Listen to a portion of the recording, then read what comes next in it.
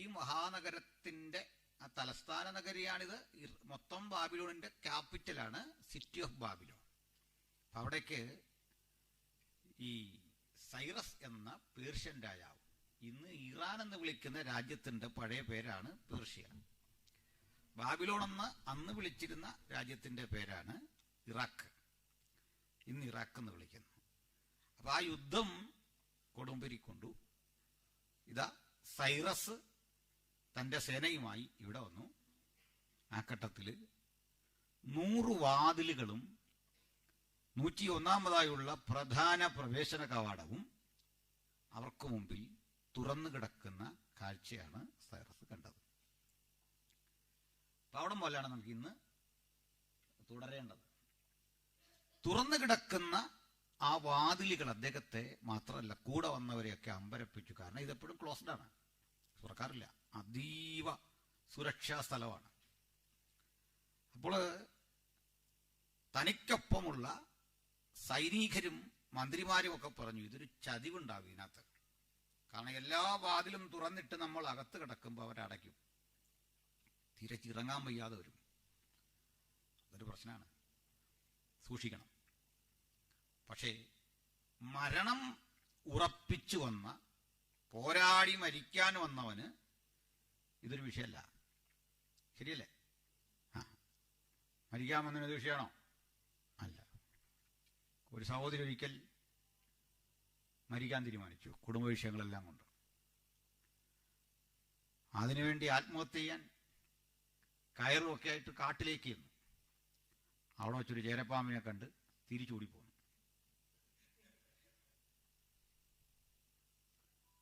വേറൊരു സഹോദരി കിണറ്റിൽ ചാടി ചാകാൻ വേണ്ടി പോയി. പോകുന്ന വഴിക്ക് വലിയ മഴ പെയ്തു. തിരികെ വീട്ടിൽ വന്ന് കുട എടുത്തുകൊണ്ട് വന്ന് അതും ചൂടിക്കൊണ്ടാവുക. ചാകാൻ പോകുന്നതിനാ കുട? അതും വെള്ളത്തിലല്ലേ വീഴുന്നേ, പ്രത്യേകിച്ച് കുട വേണോ? അങ്ങനെ പ്രതിരോധമൊന്നും വേണ്ട. അപ്പൊ ഇതുപോലെ ചാകാൻ പോയതാണ് കോരശ്. അവിടെ കഥവ് തുറന്നു കിടക്കുന്നോ അടഞ്ഞു കിടക്കുന്നോ ഒന്നും പിന്നെ നോക്കണ്ട. കിട്ടുന്ന വിധത്തിൽ അറ്റാക്ക് ചെയ്യുക, ആക്രമിക്കുക. അപ്പൊ അങ്ങോട്ട് ചെല്ലുകയും മറ്റൊരു കാഴ്ച കൂടി കണ്ടു. കുറെ പ്രായമുള്ള മനുഷ്യര്, തല നരച്ച നല്ല തേജോരൂപികളായ നല്ല കുറെ മനുഷ്യര് കോരേശിന്റെ അരിയിൽ വന്നു. അദ്ദേഹത്തെ വണങ്ങി. പ്രഭു, അങ്ങ് സൈറസ് അല്ലേ? അങ്ങ് പേർഷ്യയുടെ അധികാരിയല്ലേ? അങ്ങയ്ക്ക് ഈ കോട്ടയിലേക്ക് സ്വാഗതം. കോരശ് ചോദിച്ചു, നിങ്ങളാരാ? ശത്രുവിന്റെ കോട്ടയ്ക്കകത്തേക്ക് എന്നെ സ്വാഗതം ചെയ്യാൻ നിങ്ങളാരാ? പ്രഭു, ഞങ്ങൾ അങ്ങയുടെ ശത്രുക്കളല്ല. അങ്ങ് ഒരു ദിവസം ഇവിടെ വരുമെന്നും ഈ രാജ്യം അങ്ങയ്ക്ക് മുമ്പിൽ തലകുനിക്കുമെന്നും ഇതെല്ലാം അങ്ങയ്ക്ക് കീഴടങ്ങുമെന്നും അങ്ങ് ജനിക്കുന്നതിന് ഏകദേശം 1 നൂറ്റാണ്ട് മുമ്പ് അങ്ങയെക്കുറിച്ച് എഴുതിയ പ്രവചന ചുരുളുകൾ വായിച്ച് നിന്റെ സമയം കാത്ത് കാത്ത് കാത്ത് കഴിയുന്ന ഒരുപറ്റ യഹൂദ റബിമാരാണ് ഞങ്ങൾ. നീ ജനിക്കും മുമ്പ് നിന്റെ പേര് ഇവിടെ എഴുതിയിട്ടുണ്ട്. കോരേശ് അമ്പരന്നു. തന്നെ കുറിച്ച് എന്താ എഴുതിയിരിക്കുന്നേ? അദ്ദേഹം പറഞ്ഞു വായിക്കാൻ പറഞ്ഞ ഭാഗം നിങ്ങളൊന്ന് വായിച്ചു. ഐസ ചാപ്റ്റർ 44:28 onwards.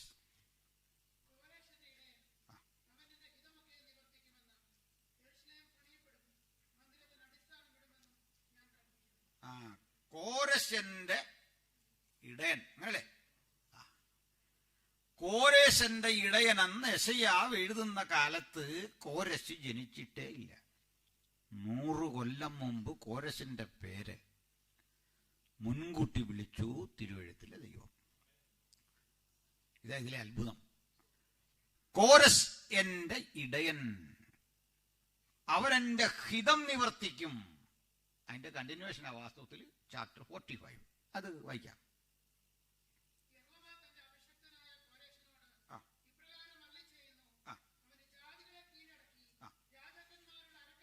യഹോവ തന്റെ മഷിഹയാകുന്ന കോരച്ചെന്നാണ് ഹീബ്രുവിൽ കിടക്കുന്നത്. ഈ അഭിഷിക്തൻ എന്നുള്ളതിന്റെ ഹീബ്രു വേർഡാണ് മഷിഹ, ഇംഗ്ലീഷിൽ ക്രൈസ്റ്റ് അല്ലേ. അപ്പൊ ഈ മഷിഹ എന്ന് ഒത്തിരി പേർക്കുണ്ട്, പേരുണ്ട്. അഭിഷിക്തരെല്ലാം മഷിഹ എന്ന് വിളിക്കാം. പക്ഷെ ജീസസ് ക്രൈസ്റ്റ് എന്നൊരാൾക്കുള്ളൂ അല്ലേ, നമ്മുടെ കർത്താവിനാണ്. ഞാൻ കഴിഞ്ഞ ദിവസം പറഞ്ഞു എങ്ങനെയാണ് കർത്താവിന്റെ ശരി പേര്. യഹോശുവ ഹ മഷിഹ, കർത്താവായ യേശു ക്രിസ്തു. ഓക്കെ, യഹോശുവ എന്ന് വെച്ചാൽ യേശു, ഹ മഷിഹ. ഹ എന്ന് പറഞ്ഞ എന്തിനാ? ഇടയ്ക്കൊന്ന് ചിരിച്ചേക്കാന്നോർത്ത് പറഞ്ഞല്ല, കർത്താവിന്റെ പേര് പറഞ്ഞിട്ടൊന്ന് ചിരിച്ചേക്കാന്നോർത്ത് പറഞ്ഞല്ല. ഹ എന്നത് ഹൽ എന്നതിന്റെ മറ്റൊരു ഉപയോഗമാണ്. ഹൽ is the definite article in Hebrew. Okay, അതാണ് അറബിക്കിലെ അൽ. ഓക്കെ, ഹൽ എങ്ങനാകും? ഹ ഇല്ലങ്ങ് പോവും, ഹ മാത്രം മതി ഉച്ചരിക്കുമ്പോൾ. ഓക്കെ, അപ്പോ യഹോശുവ ഹ മസിഹ എന്ന് വെച്ചെന്താ?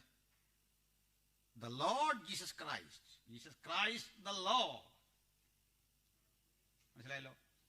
ഇതെന്തിനാണ് ജീസസ് എന്ന് ഇവരാക്കിയെന്ന് എനിക്ക് ഇന്നുവരെ മനസ്സിലായിട്ടില്ല. നമ്മുടെ എല്ലാം പേര് മാറ്റണമായിരുന്നു. പേര് ഇയാൾക്ക് മനസ്സിലാകുന്നില്ല, ഞാൻ അവർക്ക് വഴങ്ങുന്ന വിധത്തിലാക്കണമായിരുന്നോ? വേണമായിരുന്നോ? ഇവിടുന്ന് ഒരാൾ കൊണ്ട് നമ്മുടെ നാട്ടിൽ വന്ന് സുവിശേഷം പറയാൻ വന്നപ്പോൾ മലയാളി ഈ പേര് വിളിക്കാൻ ബുദ്ധിമുട്ടുള്ളത് കൊണ്ട് അയാളെ അവതരിപ്പിച്ചതാണ് ഡേവിഡ് കോപ്പർഫീൽഡ് എന്ന്. മലയാളി പറഞ്ഞു ചെമ്പുകണ്ടത്തിൽ ദാവീദ് നമ്മളോട് ഇന്ന് രാത്രി ദൈവത്തിന്റെ വചനം പ്രസംഗിക്കുന്നു.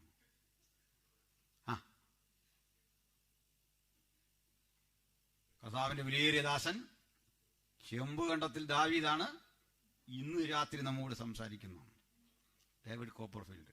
പേരെല്ലായിടത്തും ഒരുപോലെ ഇട്ടാ പോരെ? എന്റെ പേര് അനിൽ എന്നാണ്, ചെല്ലുന്ന ഭാഷയ്ക്കനുസരിച്ച് ഇത് മാറ്റണോ? ഇല്ലെന്ന്.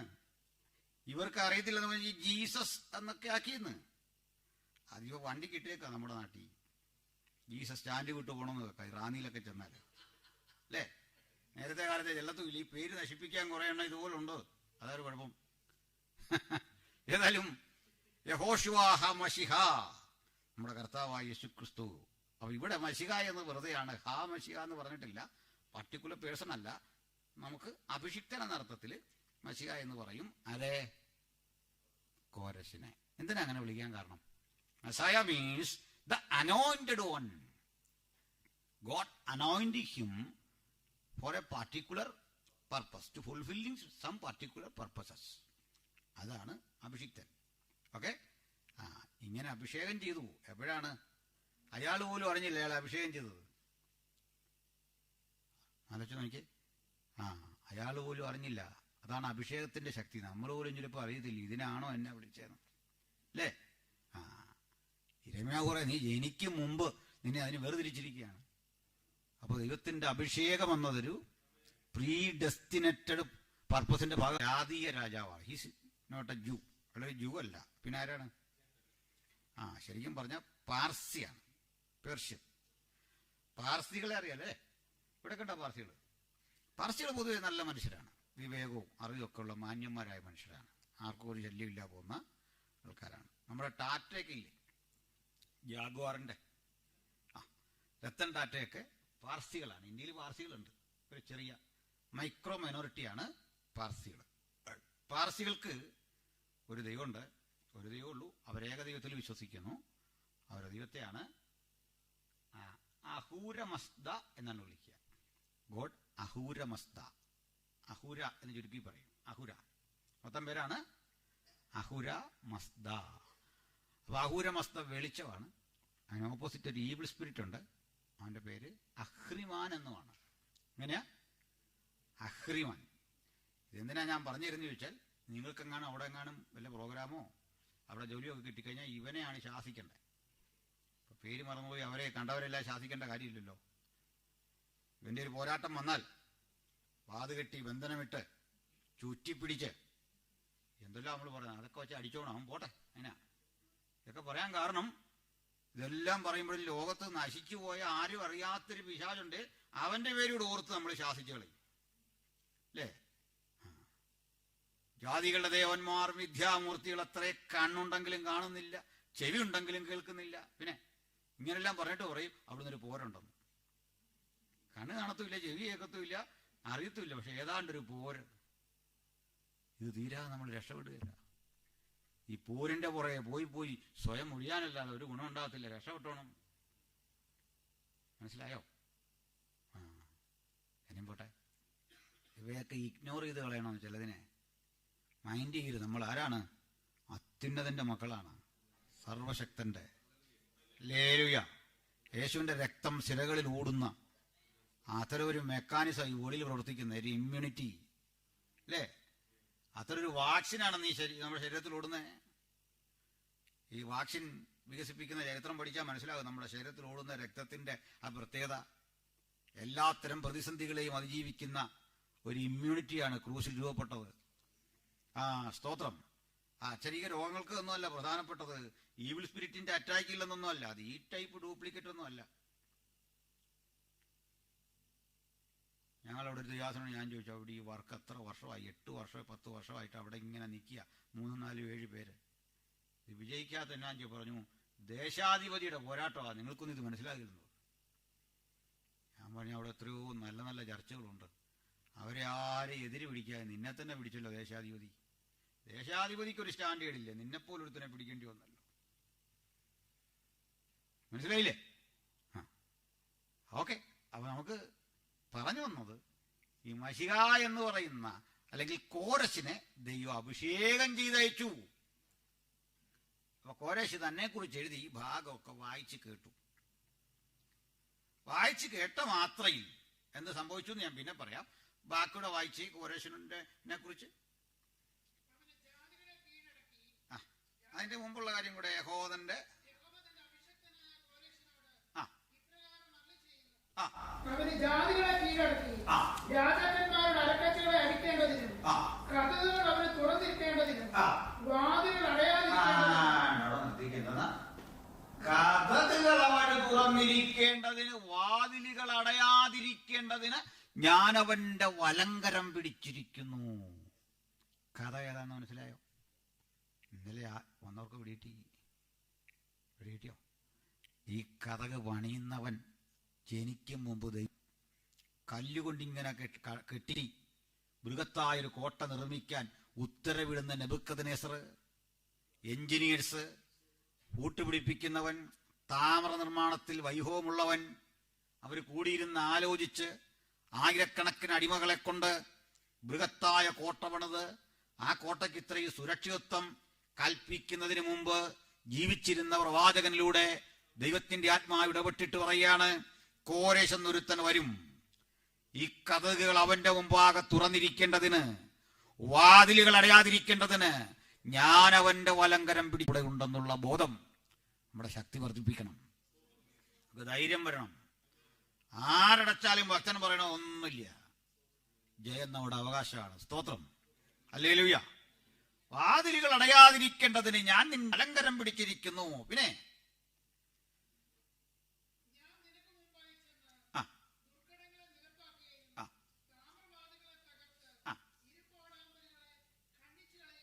താമ്രവാതിൽ ഓർക്കുന്നുണ്ടോ?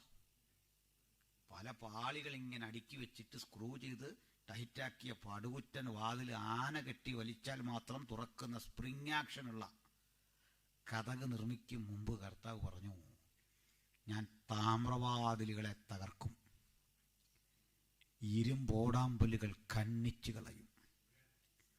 ഞാൻ നിന്നെ പേർ ചൊല്ലി വിളിച്ചിരിക്കുന്ന യഹോവ എന്ന് നീ അറിയേണ്ടതിന്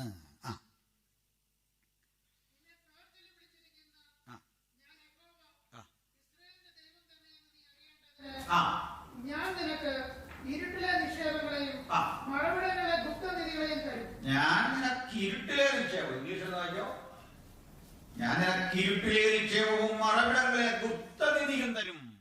Treasures of darkness. I will give you the treasures of darkness. Hidden riches of secret places. Hidden riches of secret places. കുറെ അർത്ഥം വ്യക്തമാണ്. മലയാളം കുഴപ്പമില്ല. എന്താണെന്നറിയണ്ടേ? ഒത്തിരി നേരെടുത്ത് പറയാൻ വയ്യ. ഇതിൻ്റെ കഴിഞ്ഞ രാത്രി ഞാൻ ചൂണ്ടിക്കാണിച്ച രഹസ്യ അറകളും നിലവറകളും ഒക്കെ ഇല്ല ഇതിനകത്ത്.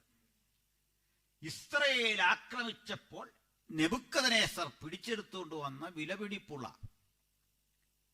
പൊൻവെള്ളി പാനപാത്രങ്ങളും മറ്റുമൊക്കെ ഈ നിലവറയ്ക്കകത്ത് സൂക്ഷിച്ചു വെച്ചിട്ടുണ്ട്. ശരിയല്ലേ? ഇത് ഇരുട്ടിലെ നിക്ഷേപമാണ്. മറവിടങ്ങളിലെ ഗുപ്തനിധിയാണ്. ആരും കണ്ടിട്ടില്ല. ഇയാളുടെ ഗതികേടിനെ അയാൾ പറഞ്ഞു കേട്ടോ, അതെല്ലാം എടുത്ത് ഇവിടെ കൊണ്ടുവച്ച് കള്ളൊഴിക്കാൻ ഇരുന്നിണ്ടെന്ന് ഓർക്കുന്നുണ്ടോ? ഇത് ഇവിടെ ഇരുന്നില്ലെങ്കിൽ ഇത് കണ്ടുപിടിക്കാൻ പാടാണെന്ന്. കാരണം ഈ വാതിൽ കാവൽക്കാർ, നിങ്ങൾ കണ്ടോ, ഈ വാതിൽക്ക് നിൽക്കുന്ന കക്ഷിയില്ലേ, അവര് ശരിക്കും പറഞ്ഞു കൊടുക്കല് ഈ സ്ഥലം. കാരണം അവർക്ക് കുഞ്ഞുങ്ങളും കുടുംബവുമില്ല, ഷണ്ണന്മാരാണ്. ഓക്കെ, മക്കളൊന്നുമില്ല. അതാണ് ഈ ധനകാര്യമല്ല, ഇവരെയാണ് ഏൽപ്പിക്കുന്നത്. പണ്ട് കാലത്ത് എത്യോപ്യൻ രാജ്ഞിയുടെ ധനകാര്യമന്ത്രി ഷണ്ണൻ, അന്തഃപുരങ്ങൾ നോക്കുന്ന, സ്ത്രീകളെ നോക്കുന്ന, മറ്റേ നമ്മുടെ എസ്തേറിന്റെ ഒക്കെ ഇവർ സ്ത്രീകളെ ഉപദ്രവിക്കുകയില്ല. അടുത്തത്, അവർക്ക് ക്യാഷ് വേണ്ട, അഴിമതി കാണിക്കുകയില്ല. നമ്മുടെ ഇന്ത്യ രക്ഷപ്പെടാനുള്ളൊരു വഴി അവിടെ മാർമികമായിട്ട് കിടപ്പുണ്ട്. മനസ്സിലായോ? ബുദ്ധിയുള്ളവൻ അതിന്റെ സംഖ്യ ഗണിക്കട്ടെ, ഞാനീ പറഞ്ഞിട്ട് അത് പൊക്കോട്ടെ കേട്ടോ. നമ്മുടെ രാജ്യം രക്ഷപ്പെടാനുള്ള ഒരു ഹിഡൻ മീനിങ്, അതിനകത്തൊരു ഗുപ്തനിധി ഞാൻ ഒളിപ്പിച്ചു വെച്ചിട്ടുണ്ട് ഈ പറഞ്ഞതിനകത്ത്. പൊക്കോട്ടെ, മനസ്സിലാവേണ്ടവരൊക്കെ മനസ്സിലാവുള്ളൂ അതിനാ. അപ്പോൾ ചുരുക്കി പറഞ്ഞാൽ, ഇങ്ങനെയുള്ള കക്ഷികളെ കൊല്ലാൻ ചെന്നാൽ അവർ ചാകല്ലാതെ വഴിയില്ല. ഈ വഴി പറഞ്ഞു കൊടുക്കുകയില്ല, എവിടെ ഇരിക്കുന്നു. നീ ആക്രമിച്ച് ഇത് എടുത്തോണ്ട് വന്നാൽ തിരിച്ചിറങ്ങാൻ അറിയത്തില്ല, അവിടെ തീർന്നു കിട്ടും. അതാ അന്നത്തെ കോട്ടകളുടെ പണി. ഈ ഗുപ്തനിധിയും കൊണ്ട് അതിനകത്തൂടെ നടന്നു നടന്ന് അവൻ്റെ ജീവിതം പോകും. അതുപോലത്തെ പണിയാണ്. ഇവർക്ക് മാത്രമേ അറിയുള്ളൂ. അന്ന് ഇതെല്ലാം എടുത്തിവിടെ വെച്ചു. ഇത് എടുത്ത് വെച്ചില്ലെങ്കിൽ കോരേശ് പിന്നെ കണ്ടോ എണ്ണി എടുത്ത് ഓരോന്നും ഇസ്ലാമൊക്കെ കൈ കൊടുത്തിട്ട് പൊക്കോളാൻ പറഞ്ഞു കേട്ടോ. ഇതും കൊണ്ട് ഈ സാധനത്തിൻ്റെ കാര്യം പറഞ്ഞ്, ഞാൻ നിനക്കേ മറവിടങ്ങളിലെ ഗുപ്തനിധി, ഇരുട്ടിലെ നിക്ഷേപം, എൻ്റെ വൃതനായ യാക്കോബിൻ നിമിത്തം നിന്റെ പക്കലേക്ക് അങ്ങ് തരുമെന്ന്. ഹല്ലേലൂയ. അപ്പൊ നമുക്ക് വിശദീകരിക്കാൻ നേരമില്ല ഒന്നും. അതിൽ അന്ന് ഈ ഇങ്ങനെ പോരാട്ടമൊക്കെ ഉണ്ടാവും, ആരും മൈൻഡ് ചെയ്യണ്ട. പോലെ ദേഹം പെരുക്കുന്നു, രോമാഞ്ചം കയറും. മറ്റവൻ്റെ കാര്യം നമ്മൾ പറഞ്ഞേ ഉള്ളൂ. രക്തത്തിൽ ആശ്രയിച്ചിരുന്നോണം എല്ലാവരും. ഞാനിങ്ങനെ യോഗമൊക്കെ കഴിഞ്ഞ് വണ്ടി ഇങ്ങനെ, ഞങ്ങളുടെ നാടെല്ലാം വലിയ കാടാണ്, അവിടെ വരുമ്പോഴേക്ക് ഞങ്ങളുടെ അമ്മ പറഞ്ഞു, നീ ഇങ്ങനെ ഒറ്റയ്ക്ക് വരുമ്പോൾ രക്തം എന്ന് പറഞ്ഞു വരും. ഞാൻ പറഞ്ഞ പോലീസുകാർ നമ്മുടെ പുറകെ വരികയില്ലേ. ഇതെന്നായി പറയുന്നത് ചോദിച്ചു. നമ്മളിതും പറഞ്ഞ് വഴിയെ വന്നാ അല്ല പോലീസുകാരോ വല്ലതും വിളിച്ചു, ആരും വിളിച്ചു പറഞ്ഞ് നമ്മുടെ പുറകെ വരികയല്ലേ. പോട്ടെ, ഇന്ന് ചിലർക്ക് എവിടെ എന്തോ പറയണമെന്ന് അറിയില്ല, അതുകൊണ്ട് പറഞ്ഞാ അല്ലേ. തിരിച്ചു വരാം. ഈ മറവിടങ്ങളിലെ ഗുപ്തനിധി, ഇരുട്ടിലെ നിക്ഷേപം തരുമെന്ന് പറഞ്ഞു. കോരേശ് തന്നെക്കുറിച്ച് വായിച്ചതൊക്കെ കേട്ട് നിലത്തെ മണ്ണ് വാരി ചുംബിച്ചു. കോരേശ് പിന്നെ പറയുന്നുണ്ട്, യഹോവ തന്നെ ദൈവം. നമുക്കതറിയാം. ഭൂമിയിലെ സകല രാജ്യങ്ങളും അവൻ എനിക്ക് തന്നിരിക്കുന്നു. ഭയങ്കര ധൈര്യമായി കോരേശന്. കോരേശ് അകത്തോട്ട് കയറി. മറ്റേ കക്ഷികളെല്ലാം അകത്ത് നിൽപ്പുണ്ടല്ലേ, ഓർമ്മയുണ്ടല്ലോ. ഒത്തിരി വിശരിക്കണ്ട. ഇതേ സമയത്ത് അപ്പുറത്തെന്തെന്ന് പറഞ്ഞു, നൃത്തം ചെയ്ത് വളരെ മോശപ്പെട്ടൊരു നിലവാരത്തിൽ കാര്യങ്ങൾ നടക്കുകയാണ്. ആ സമയത്താണ് ഇവന് തോന്നുന്നത്, കള്ളൊഴിച്ച് കുടിക്കാൻ ഈ ഗ്ലാസ്സൊന്നും പോരാ, പാത്രമില്ലാഞ്ഞിട്ടല്ലെന്ന്, അത് തന്നെ എടുത്തുകൊണ്ട് വരാൻ അല്ലേ. ഇരുവടത്തിലെ ദൈവം ചൂരയിലൊരു ബോർഡങ്ങ് എഴുതി. ഞാൻ അതിവേദനപ്പെട്ടിരിക്കുന്നു, കണ്ണു കാണാതെ ഞാൻ പരിഭ്രമിച്ചിരിക്കുന്നു, എന്റെ ഹൃദയം പതറുന്നു, ഭീതി എന്നെ പ്രവർത്തിക്കുന്നു. ഞാൻ പ്രാർത്ഥിച്ച സന്ധ്യാസമയം അവൻ എനിക്ക് വിരലായി തീർന്നു. മേശ ഒരുക്കുകയും പറയാം, മേശ ഒരുക്കാൻ, ഭക്ഷണം കഴിക്കാൻ, പരവതാനി വിരിക്കാൻ, പ്രഭുക്കന്മാരെ ഭക്ഷിച്ച് പേടിച്ചിരിക്കും. ഭക്ഷിക്കാൻ പറ്റുമോ? ഇല്ല. എന്നിട്ടൊന്ന് പറഞ്ഞു കൂടെ, ആ ആ ഭക്ഷിച്ചുകൊണ്ടിരുന്നാൽ പോരാ, പൊറോട്ട തന്നുകൊണ്ടിരിക്കുന്നതിനോട് പറയാം എണ്ണിക്കാൻ, പരിചയം എടുക്കാൻ. അവനിങ്ങനെ പൊറോട്ട എടുത്ത് പിടിച്ചേക്കാ പരിചയ പോലെ. അവനോട് പറയാം അത് താഴെ വെച്ചിട്ട് പരിചയം എടുത്ത് എണ്ണ പൂശി റെഡിയായിട്ട് ഇറങ്ങാൻ ആഹാരം കഴിച്ചുകൊണ്ടിരുന്നപ്പോ എന്താ കാര്യം? ഇതേ ഈ ബേൽശസ്സർ അനുഭവിച്ച വേദ മുഴുവൻ ഇത് മുൻകൂട്ടി യെശയ്യാ പറയുക. അവൻ ഞാൻ കാക്ഷിച്ച സന്ധ്യാസമയം അവൻ എനിക്ക് വിറയലാക്കി തീർത്തു. എന്റെ അരയിൽ വേദന നിറഞ്ഞ് ബോർഡ് വായിച്ചപ്പോ മഹത്തുക്കളിൽ 1000 പേര് ഫുഡ് കഴിച്ചുകൊണ്ടിരിക്കുമ്പോൾ പ്രഭുക്കന്മാരെ എഴുന്നേൽക്ക്, കാരണം അപ്പുറത്ത് വന്ന് കോരശ് നിൽക്കുക. കോരശിന്റെ സേന വന്നു, ഇവിടം വളഞ്ഞു എന്നറിഞ്ഞപ്പോൾ അവന്റെ അരയിൽ വേദന നിറഞ്ഞു, ഭയചകിതനായി. ദാനിയേൽ വന്നത് വ്യാഖ്യാനിക്കുന്നതൊക്കെ നമുക്കറിയാം. പോട്ടെ, അത് നമ്മൾ ഒത്തിരി നീട്ടുന്നില്ല. ഇതെല്ലാം ഇവിടെ കൊണ്ടുവച്ചു. ഒറ്റ വാക്കിൽ ഇങ്ങനെ തീർക്കാം. അന്ന് രാത്രി ബേൽശസ്സർ കൊല്ലപ്പെട്ടു. കേട്ടല്ലോ. മേദ്യനായ ദാര്യാവേശ് അവനു പകരം രാജാവായി. ഇത്രയല്ലേ? അപ്പോ നമ്മൾ 6-ാം അധ്യായം വരെ എത്തി. സത്യം പറഞ്ഞു നോട്ട് എഴുതിയേക്കുന്ന അങ്ങനല്ലേ? ഇവിടെ നമ്മള് മേദ്യനായ ദാര്യാവേശിന് ശേഷം അയാള് മരുമോനും അമ്മായിയപ്പനും ചേർന്നുള്ളൊരു ഭരണകൂടമായിരുന്നല്ലോ. ആദ്യം ഈ വല്യപ്പന് കൊടുത്തു. വല്യപ്പന്റെ കാലം കഴിഞ്ഞപ്പോൾ അതുകൂടെ മോന് കിട്ടി, ആ രാജ്യം കൂടെ. രണ്ടുപേരും കൂടെ ചേർന്ന് കുറെ നാൾ ഭരിച്ചിട്ട് മേദ്യ പേർഷ്യയിൽ ലയിച്ചുപോയി. ഓക്കെ, ഇപ്പൊ അടുത്ത കിങ്ഡം ഏതാണ്ട് 2 കൈ അതാ സൂചിപ്പിക്കുന്നത്, മേദ്യരും പാർസികളും. രണ്ടുപേരും ചേർന്ന് ആദ്യം ഭരിച്ചു, പിന്നെ ഒരു രാജ്യമായി. അങ്ങനെ പാർസികൾ വ്യാപിച്ചു മുഴു ലോകത്തേക്കും.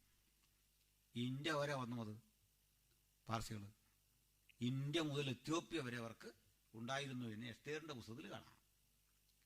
ഓക്കെ, അകശ്വാരോസ് അത് പിന്നെ ഇതൊക്കെ ശേഷ. എനിവേ, അങ്ങനെ ഈ പേർഷ്യൻ സാമ്രാജ്യവും ഇങ്ങനെ ശക്തിപ്പെട്ടു. അതൊക്കെ ഒത്തിരി ഉണ്ട്. ദാനിയേലിനെ സിംഹക്കുടിയിൽ ഇട്ടാനും ഒക്കെ തുടങ്ങി സംഭവമൊക്കെ അറിയാം. എന്നാൽ ഇതിൻ്റെ ഇടയ്ക്ക് ഒരു സംഭവം ഉണ്ടായി. തദനന്തരം പേർഷ്യയെ നിഷ്പ്രഭമാക്കിക്കൊണ്ട് മറ്റേ ബിംബത്തിന്റെ തല കഴിഞ്ഞു, നെഞ്ചും കൈയും വെളികൊണ്ടുള്ള ഭാഗം കഴിഞ്ഞു, നീ താമ്രനിർമ്മിത വയറാണ് ചർച്ചക്കെടുക്കുന്നത്. ഓക്കെ, പിടികിട്ടിയോ? താമ്രനിർമ്മിത വയറിന്റെ പ്രത്യേകത ഞാൻ പറഞ്ഞു. ആരാണത്? മഹാനായ അലക്സാണ്ടറുടെ ഗ്രീസ്. തങ്കം കൊണ്ടുള്ള തലയാര? ബാബിലോ. രണ്ടാമത് കണ്ട നെഞ്ചും കൈയും വെള്ളി കൊണ്ടുള്ളതാര? മീഡോ പേർഷ്യൻ സാമ്രാജ്യം. മൂന്നാമത് വന്നത് ഗ്രീസ്. നമുക്കൊരു കാര്യം അറിയാം, തല ചിന്തയുടെ ഇരിപ്പിടാ, ഈ നെഞ്ച് സ്നേഹത്തിന്റെ ഇരിപ്പിടാ. കുറെ വിവരവും സ്നേഹവും ഒക്കെ ഉള്ള മനുഷ്യരായിരുന്നു പേർഷ്യക്കാർ. അതുകൊണ്ടാ ഇസ്രായേൽ മക്കൾക്ക് പോകാൻ പറ്റിയേ. അവരെല്ലാം പറഞ്ഞു വിട്ടില്ലേ, പൊക്കോളാൻ പറഞ്ഞില്ലേ? നെഹെമ്യാവിന്റെ കാലത്ത് മതിൽ കെട്ടിയില്ലേ? അപ്പൊ നല്ല ഇവരോട് സ്നേഹമുള്ള മനുഷ്യരായിരുന്നു. മൂന്നാമത് വന്ന കക്ഷികൾ വയറാണ്. വയറിന്റെ പ്രത്യേകത ദഹനം, സകലത്തെയും കഴിച്ച് ദഹിപ്പിക്കുന്ന വയർ. അങ്ങനെയാണ്. അപ്പോ മഹാനായ അലക്സാണ്ടർ ലോകരാജ്യങ്ങളെ മുഴുവൻ തിന്ന് തീർത്തിട്ടും മതി വരാത്ത വിശപ്പായിരുന്നു എന്നാണ് അടുത്തടുത്ത രാജ്യങ്ങളെ. ഒരു കാര്യം, ഈ അലക്സാണ്ടർ ദ ഗ്രേറ്റ് ദാനിയേൽ പ്രവാചകൻ എത്ര വർഷം കഴിഞ്ഞാ ജീവിച്ചിരുന്നേ? 300 കൊല്ലം കഴിഞ്ഞ അയാൾ ജനിക്കുന്നത്. അയാളുടെ കാര്യം വരെ പുസ്തകത്തിലുണ്ട്. നമുക്കതുവഴി ഇവിടെ പോകാം. 8-ാം അധ്യായം എടുത്തിട്ട് 1 മുതൽ വായിച്ചേട്ടെ. 8-ന്റെ 1 മുതൽ.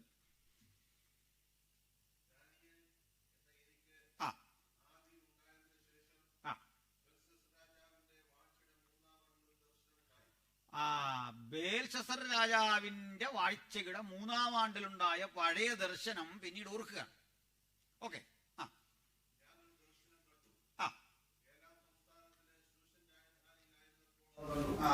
മുമ്പേ പറഞ്ഞാണ് ശൂഷൻ രാജധാനി. എസ്തേറൊക്കെ പിന്നീട് അവിടെ ഇരിക്കുന്നത്.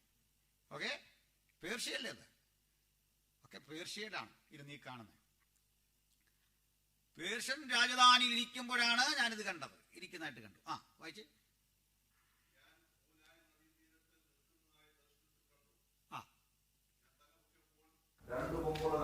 കൊറ്റൻ നദീതീരത്ത് നിൽക്കുന്നത് കണ്ടു.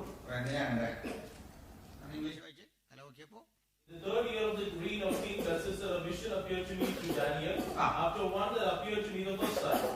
I saw in the visions, and so happened which I was looking, while I was looking, while that I was in Shushan the citadel, which is in the province of Elam, and I saw in the vision that I was by the river Ulai. Then I lifted my eyes and saw there, standing beside the river, was a ram which had two horns, and two horns behind. രണ്ട് കൊമ്പുള്ള ഒരാട്ടുകൊറ്റനെ കണ്ടു. ഈ ആട്ടുകൊറ്റനെ കണ്ടു. ഈ ആട്ടുകൊറ്റൻ ആരാണെന്ന് അറിഞ്ഞിട്ട് മതി മുമ്പോട്ടുള്ള യാത്ര. അപ്പൊ ഇത് വിടരുത്. 20-ാം വാക്യം ഒന്ന് വായിച്ചു. അത് വിടാതെ വായിക്കണം. പിന്നെ തിരിച്ച് ഇപ്പൊ വരാനുള്ള നീ കണ്ട ആട്ടുകൊറ്റൻ പാർശ്യ രാജാക്കന്മാരെ കുറിക്കുന്നു. ഇംഗ്ലീഷ് വായിച്ച്. The ram which you saw having the two horns, they are the king of Media and Persia. ഇതാരാണ്? പറഞ്ഞ കക്ഷികളെ ഒരാടിനോട് ഉപമിച്ച് ചുരുക്കിയിരിക്കുകയാണ്. ഒരാട് വരുന്നതായിട്ട് കണ്ടു. ഇനി ആദ്യം വായിച്ചതിന്റെ ബാക്കി. ഞാൻ തലമുക്കിയപ്പോൾ രണ്ട് കൊമ്പുള്ള ആട്ടുകൊറ്റൻ നദീതീരത്ത് നിൽക്കുന്നത് കണ്ടു. ആ കൊമ്പുകൾ നീണ്ടവയായിരുന്നു. രണ്ട് കൊമ്പും നീണ്ടവയായിരുന്നു, വിശാലമായിരുന്നു. പേർഷ്യൻ സാമ്രാജ്യം എത്യോപ്യ മുതൽ ഇന്ത്യ വരെ എസ്തേർ 1:1 8:9 പറയുന്ന അനുസരിച്ച് നീണ്ടുകിടന്നൊരു മഹാസാമ്രാജ്യമായിരുന്നു പേർഷ്യ. പിന്നെ ആ കൊമ്പുകൾ നീണ്ടവയായിരുന്നു, ഒന്ന് മറ്റേതിനേക്കാൾ അധികം അല്പം വീക്കായിരുന്നു. പേർഷ്യ വളരെ വലുതായിരുന്നു. പിന്നെ അധികം നീണ്ടത് ഒടുക്കം മുളച്ചു വന്നതായിരുന്നു. അത് പേർഷ്യയാണ് ലാസ്റ്റ് വന്നത്. അമ്മായിപ്പന് ശേഷം മോനത് കയറി രാജ്യം ഭരിക്കാൻ തുടങ്ങി. പിന്നെ ആട്ടുകൊറ്റൻ പടിഞ്ഞാറോട്ടും വടക്കോട്ടും തെക്കോട്ടും ഇടിക്കുന്നത് ഞാൻ കണ്ടു. പടിഞ്ഞാറോട്ടും വടക്കോട്ടും തെക്കോട്ടും ഇടിച്ചിടിച്ച് കയറുന്നു. രാജ്യവിസ്തൃതി വർദ്ധിപ്പിച്ച് പേർഷ്യക്കാർ കയറുന്നു. മുഴു ലോകം അവരുടെ കാൽക്കീഴാകുകയാണ്.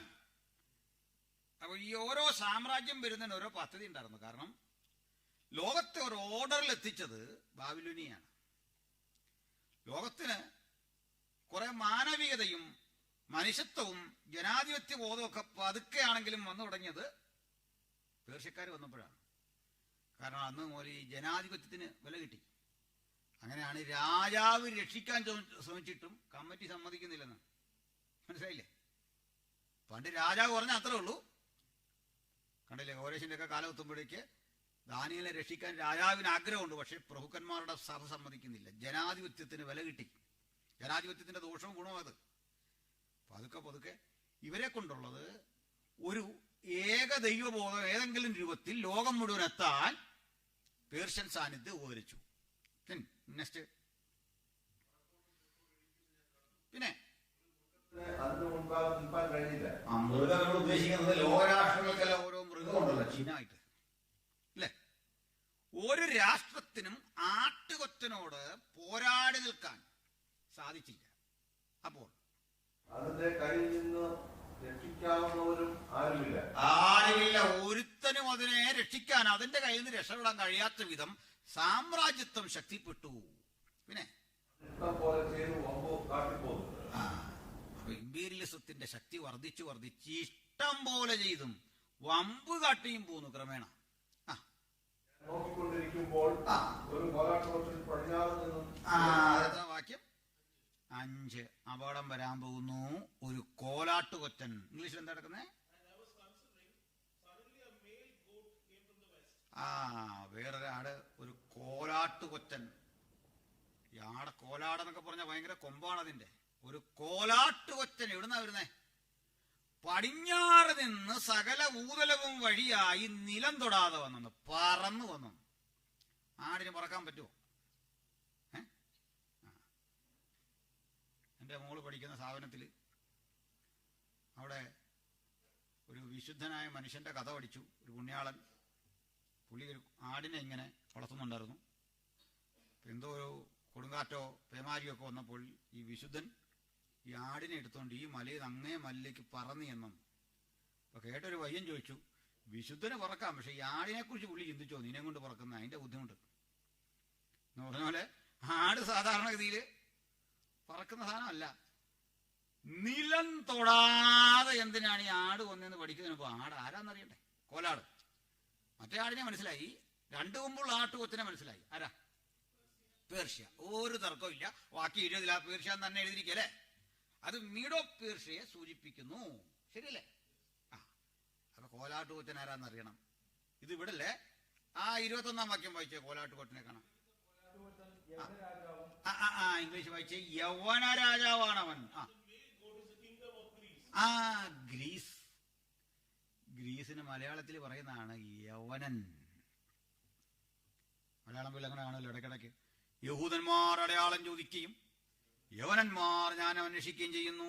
കേട്ടില്ലേ? യവനൻ എന്ന് പറഞ്ഞാൽ ആരാ? ഇന്ത്യയിലെ യുനാനി. അതാണ് ഗ്രീക്കുകാരൻ. ഈ പദം വരുന്നത് ഗ്രീക്കുകാർ വലിയ പരിഷ്കാരികളായിരുന്നു, ചിന്തകന്മാരും കഴിവുള്ളവരൊക്കെ ആയിരുന്നു. ഇവരെ റോമക്കാരിട്ട് വിളിച്ച പേര് ആയോണിയന്മാർ എന്നായിരുന്നു. ആയോണിയം എന്ന് പറഞ്ഞാൽ നഗരം, നഗരവാസികൾ, പരിഷ്കാരികൾ. അത് ആയോണിയം മലയാളത്തിൽ ഒന്നാണ് യവനൻ. നമ്മൾ മാത്രമല്ല, മലയാള സാഹിത്യത്തിൽ അങ്ങനെ യവന കഥ എന്ന് കേട്ടില്ലേ? യവനൻ ഗ്രീക്കുകാരൻ. അപ്പൊ പരിവരുത്ത കോലാട്ട് കൊറ്റനാരാ? ഗ്രീസ്. തോന്നോ? ബാക്കി വായിച്ച ആദ്യത്തിന്റെ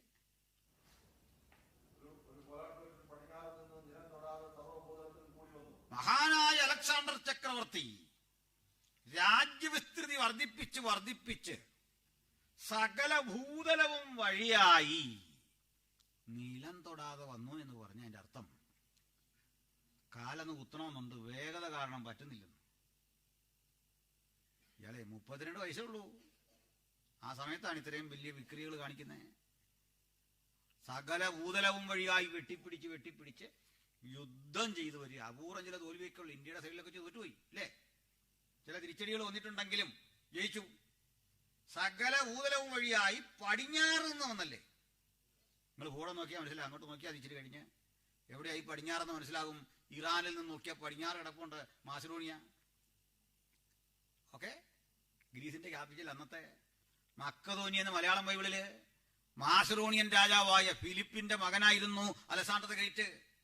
അവിടുന്ന് യാത്ര തിരിച്ച് അടുത്തടുത്ത ഇടങ്ങളെ വെട്ടിപ്പിടിച്ച് ഇപ്പോൾ ഇറാൻ വരെ, ഊലായി നദീ തീരം വരെ എത്തി. നീ വായിച്ചേ.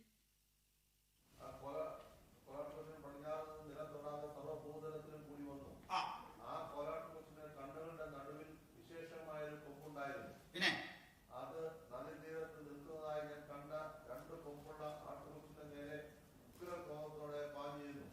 അത് ആട്ടുകൊറ്റനോട് ക്രുദ്ധിച്ചു. അടുത്ത വാക്യം അങ്ങനെ അല്ലേ? വായിച്ച്.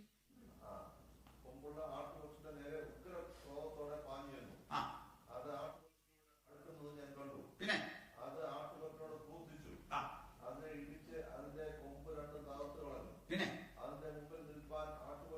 പിന്നെ മേദ്യയും അവശേഷിക്കുന്ന പേർഷ്യയുടെ അവശിഷ്ടത്തെക്കടെ ഇടിച്ച് നിരപ്പാക്കി കളഞ്ഞു. അലക്സാണ്ടർ യുദ്ധം പേർഷ്യൻ സംസ്കാരത്തെ മുഴുവൻ നശിപ്പിച്ചു, മുഴുവൻ ഉന്മൂലനം ചെയ്തു. കോലാട്ടുകൊറ്റന്റെ മുമ്പിൽ പിടിച്ചു നിൽക്കാൻ ആട്ടുകൊറ്റന് ശക്തിയില്ലാതെ പോയി. പിന്നെ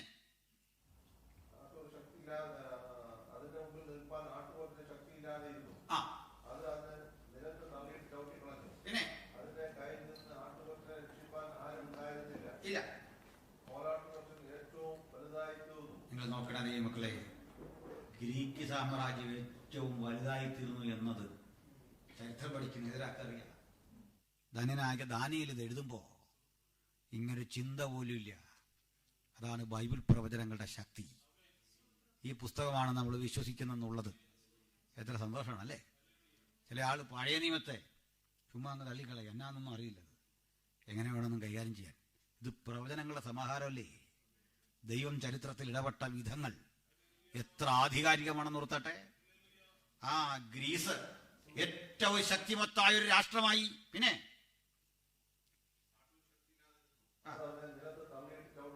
പിന്നെ ഒരു സഖ്യകക്ഷിയും കിട്ടില്ല കൂടെ ഒന്ന് കൂടാൻ. പിന്നെ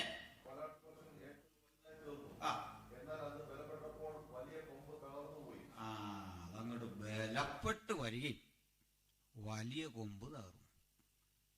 എന്താ സംഭവം എന്നറിയണ്ടേ? 32 33 വയസ്സുള്ളപ്പോൾ വലിയ കൊമ്പ് തകർന്നു. മഹാനായ അലക്സാണ്ടർ മരിച്ചു. അത് കേട്ടിട്ടുണ്ട് നമ്മൾ ഈ മരണ വീട്ടിൽ.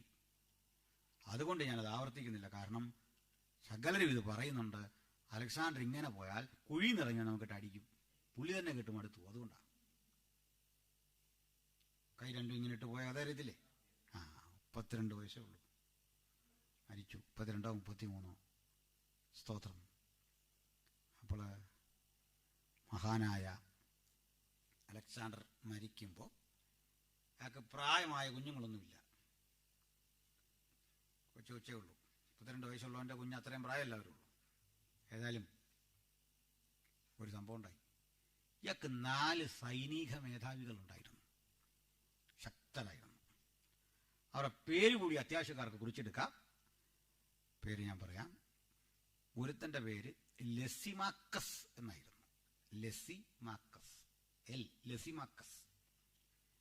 ഈ ലെസിമാക്കസ് അലക്സാണ്ടറുടെ ഒരു അളിയനും കൂടായിരുന്നു.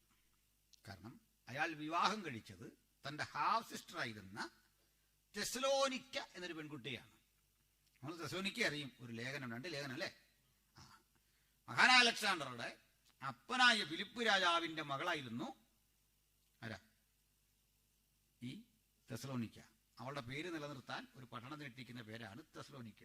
ഓക്കെ, അപ്പന്റെ പേര് നിലനിർത്താൻ ഒരു പട്ടണത്തിന് പേരുണ്ട് ഫിലിപ്പിയ. തൻ്റെ തന്നെ പേരുണ്ട് പട്ടണത്തിന്, അലക്സാണ്ട്രിയ, ഈജിപ്തില്.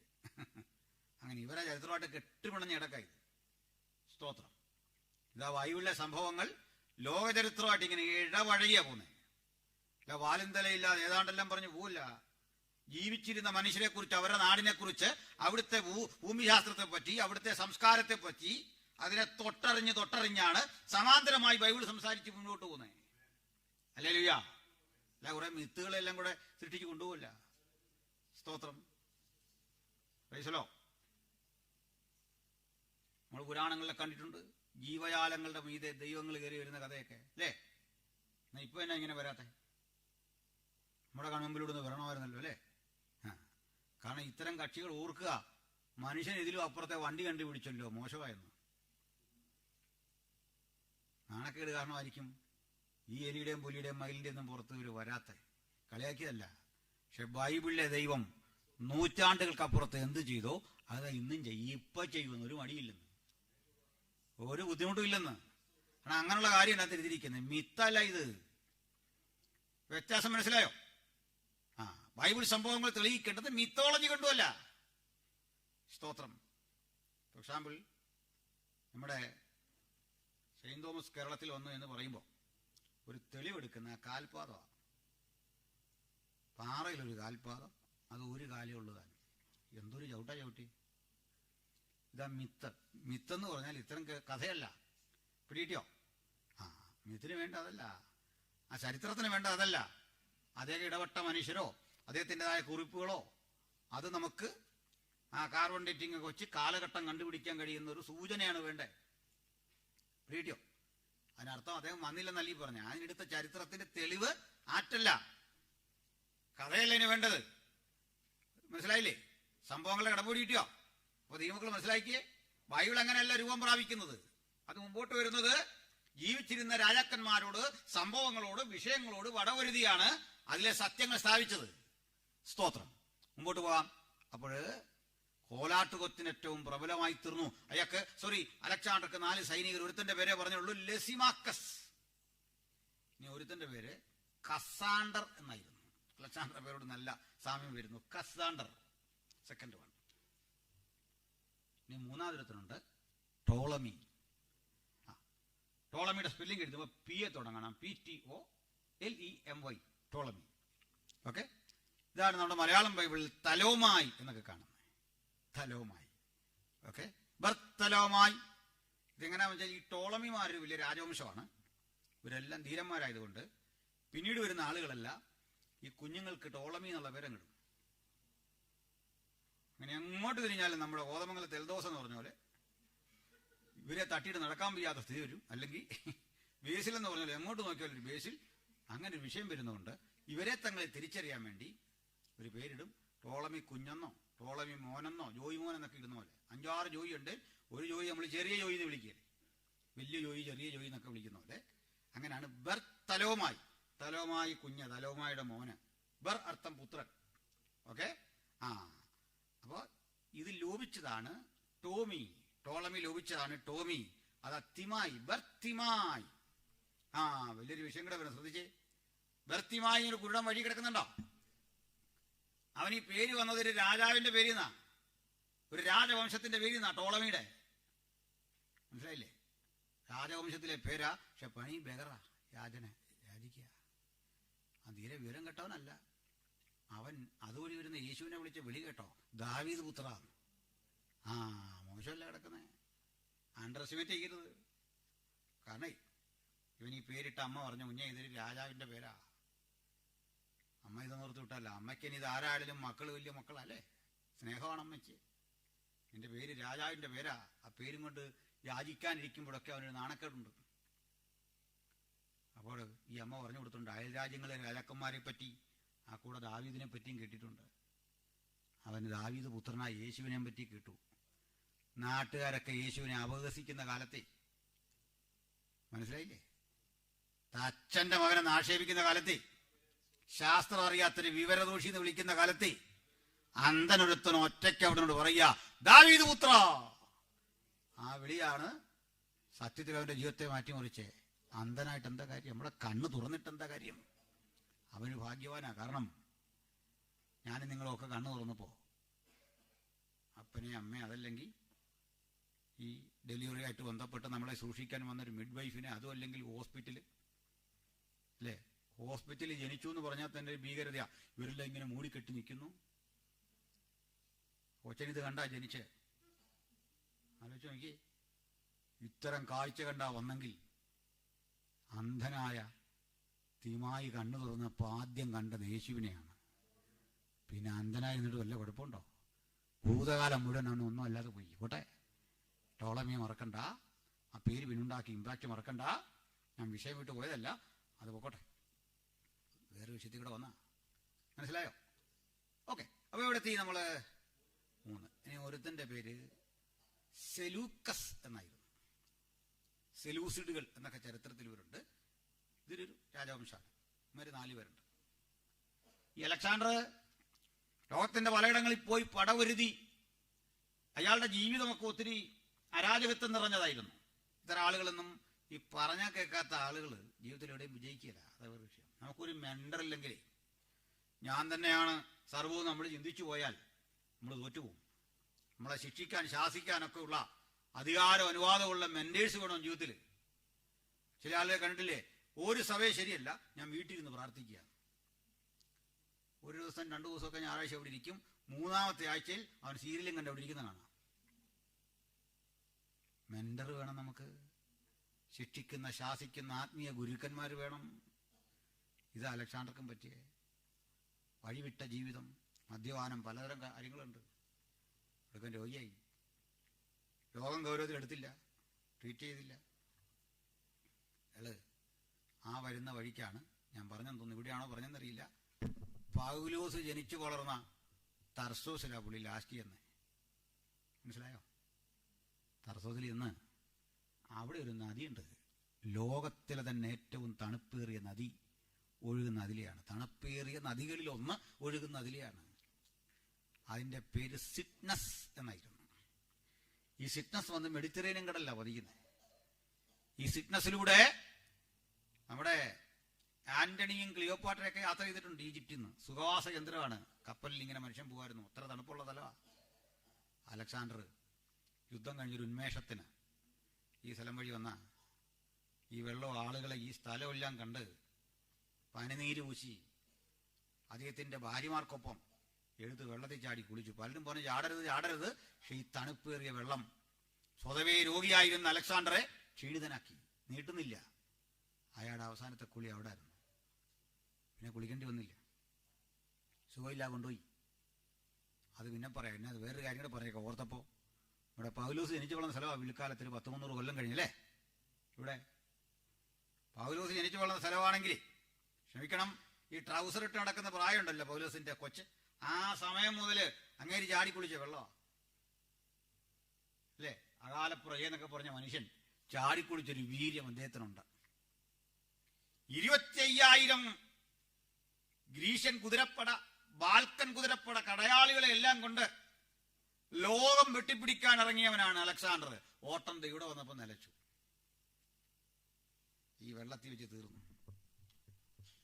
ഇവിടുന്ന് ലോകം വെട്ടിപ്പിടിക്കാൻ ഒരു പടയാളിയും സ്വന്തം ഇല്ലാതെ, ഒരു നാണയത്തൊട്ട് കയ്യിലില്ലാതെ, ആരുടെയും പിൻബലമില്ലാതെ, ആയുധം കയ്യിലില്ലാതെ ഒരുത്തൻ ഒറ്റയ്ക്ക് യാത്ര പുറപ്പെട്ടു. അതായിരുന്നു പൗലോസ്.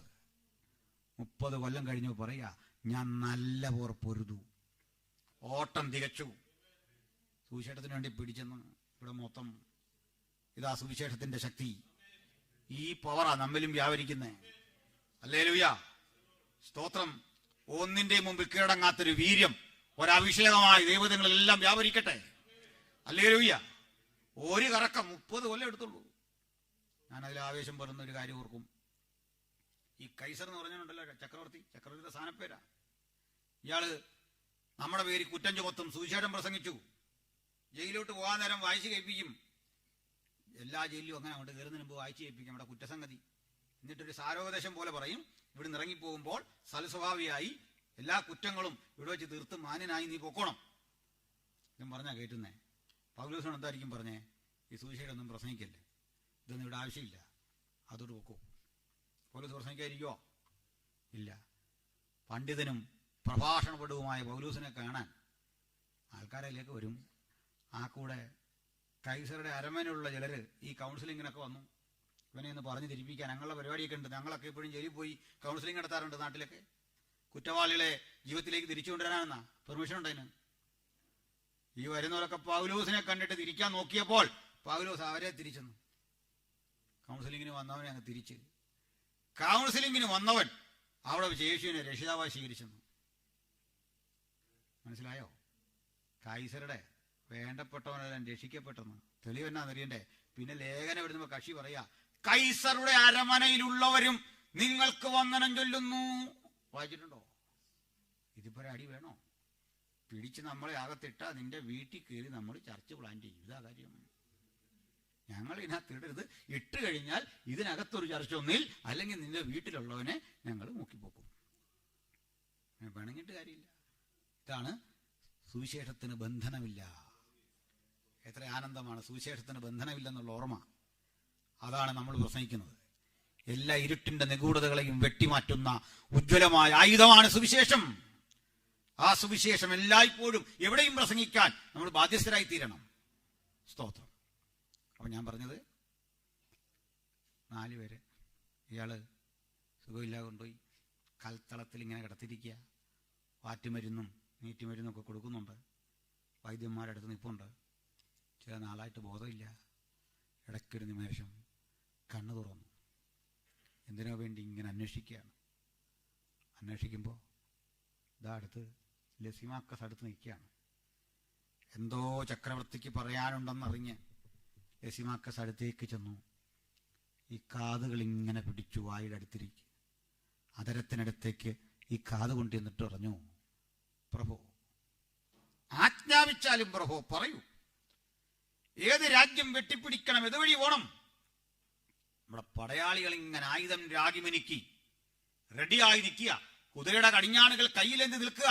എല്ലാ ദിവസവും നിന്റെ ആജ്ഞ കേൾക്കാൻ ഏതുവഴി പോണം, എവിടം പിടിച്ചെടുക്കണം, പറയൂ. ഏതാനും നിമിഷങ്ങൾക്കുള്ളിൽ അങ്ങി കിടക്ക വിട്ട് ഉണരും. നീ ഉണരുമ്പോഴേക്കും ഗ്രീസിന്റെ ഭൂപടത്തോട് ഞങ്ങൾ പുതിയൊരു രാജ്യം കൂടി ചേർക്കും. പറഞ്ഞാൽ മതി. ആജ്ഞാപിച്ചാലും പ്രഭു. ഇത് കേട്ട അലക്സാണ്ടറുടെ കണ്ണിലൂടെ കണ്ണീർ ചാലുകൾ പുറത്തു വന്നു. വിക്കി വിക്കി ശബ്ദമെടുക്കാനാവാതെ പറഞ്ഞു, ലസിമാക്കസ്, എനിക്കിനി ആജ്ഞയൊന്നുമില്ല. ആജ്ഞാപിക്കുന്ന അലക്സാണ്ടർ അല്ലിത്. എനിക്കൊരപേക്ഷയാണുള്ളത്. അപേക്ഷ അപ്പാസുമാർ പ്രസംഗിക്കുമെന്ന് ഞാൻ പറഞ്ഞേ, ഓർമ്മയുണ്ടോ? മരിക്കും ഏതാനും നിമിഷങ്ങൾക്കുള്ളിൽ. അയാളുടെ മരണശേഷം കുറേ നാള് 5-6 വയസ്സുള്ളൊരു കൊച്ച് ഭരിച്ചു. അലക്സാണ്ടർ ജ്യേഷ്ഠൻ അവനെ വെച്ച് ഭരിച്ചു. കൊച്ചിനെ ഉടുപ്പെല്ലാം ഇട്ട് രാജാവാക്കി. പക്ഷെ കുറേ കഴിഞ്ഞ് ഈ ഉടുപ്പെല്ലാം ഇട്ട് ഇവനായി കഴിഞ്ഞു വയസ്സ് 5 or 6 ഓർത്തില്ല. അവനങ്ങ് ഒറിജിനൽ രാജാവായി. വലിയ പ്രശ്നം. രാജ്യം അരാജകത്വത്തിലേക്ക് പോയി. ചുരുക്കത്തിൽ ബൃഹത്തായ ഗ്രീക്ക് സാമ്രാജ്യം 4 തുണ്ടുഭൂമികളായി 4 സൈനികർ അങ്ങ് വീതിച്ചെടുത്തു. 4 കഷ്ണം. ഇതിനായി 4 പേരുടെ പേര് പറഞ്ഞേ കേട്ടല്ലോ. ഇതൊക്കെ പിന്നീട് നടന്നാന്നേ, ചരിത്രത്തിലുള്ളാന്നേ. പക്ഷെ നമ്മുടെ അത്ഭുതം അതല്ലെന്ന്. മഹാനായ ദാനിയേൽ പറയും, പ്രബലമായപ്പോൾ അവന്റെ വലിയ കൊമ്പ് തകർന്നു. അവന്റെ വലിയ കൊമ്പിന് പകരം ആകാശത്തിലെ 4 കാറ്റുകൾക്ക് നേരെ ഭംഗിയുള്ള 4 കൊമ്പ് മുളച്ചു വന്നു. കേട്ടോ വചനം? വായിച്ചോ, നേരാണോന്ന്?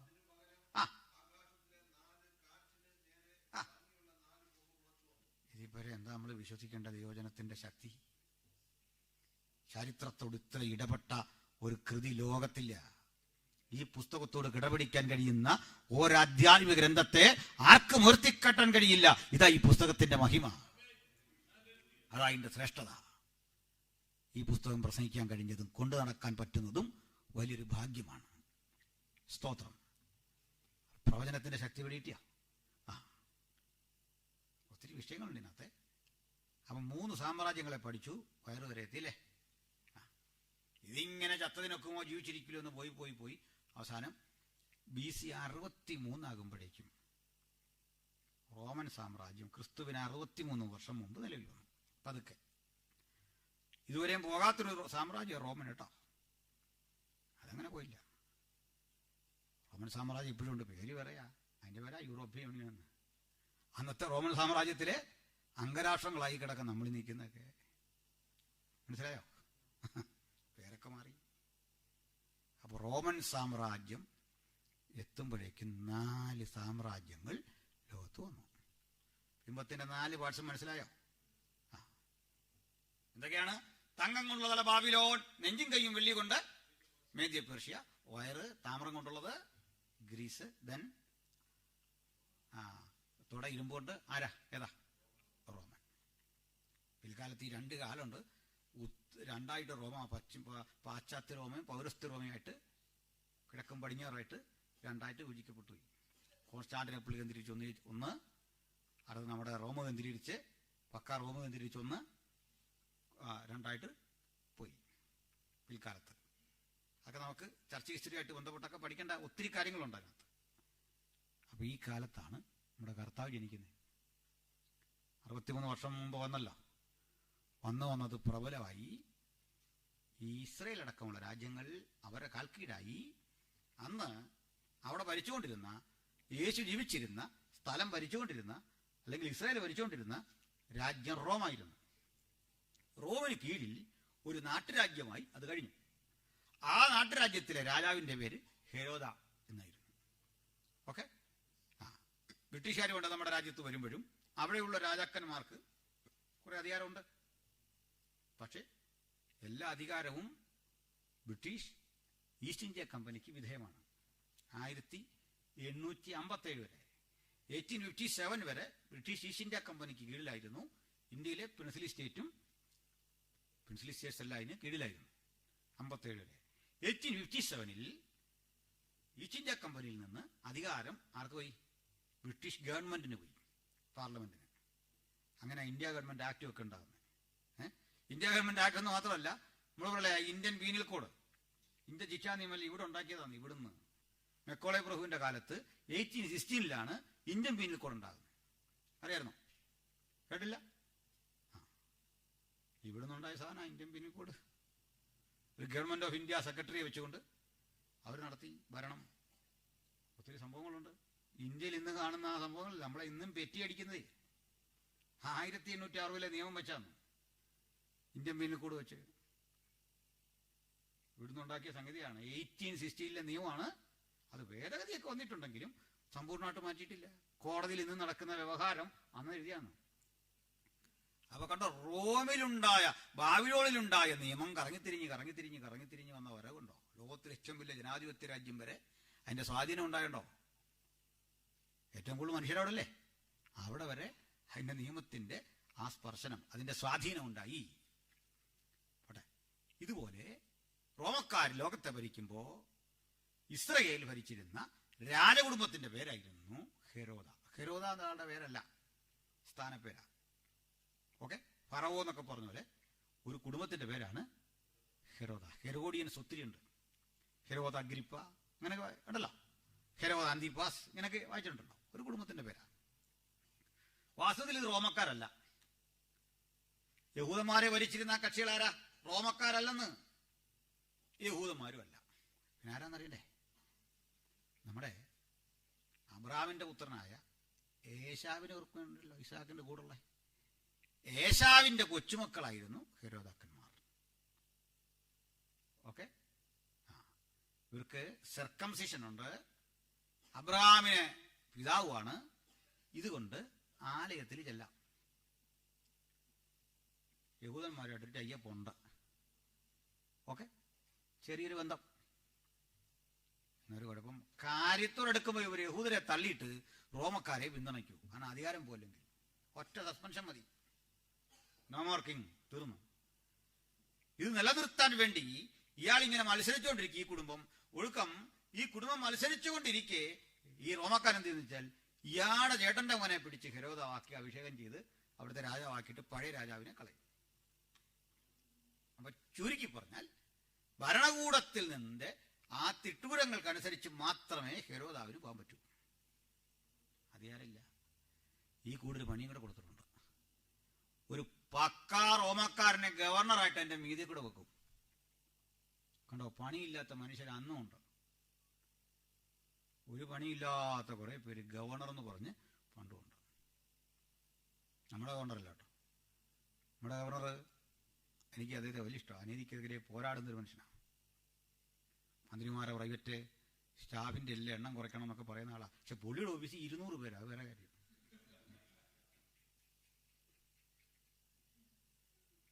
200 പേര് നമ്മൾ തീറ്റിപ്പോറ്റുന്ന 200 പേരെ. എന്താ ജോലി? ചിലതരം തൊഴിലുണ്ട്, ഒരു ആവശ്യമില്ലാത്ത കുറെ തൊഴിൽ. ഐക്യരാഷ്ട്രസഭയുടെ സെക്രട്ടറി ജനറൽ ഏറ്റവും അധികം സാലറി വാങ്ങുന്ന ഉദ്യോഗസ്ഥനാണ്.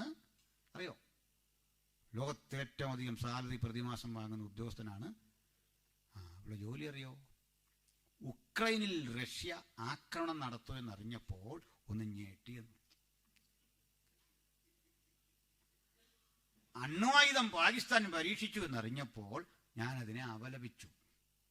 ഇതിനാണ് ഈ കാശെല്ലാം മേടിക്കുന്നത്. മനസ്സിലായോ? ചിലതരം തസ്തികകളുണ്ട് ഇങ്ങനെ.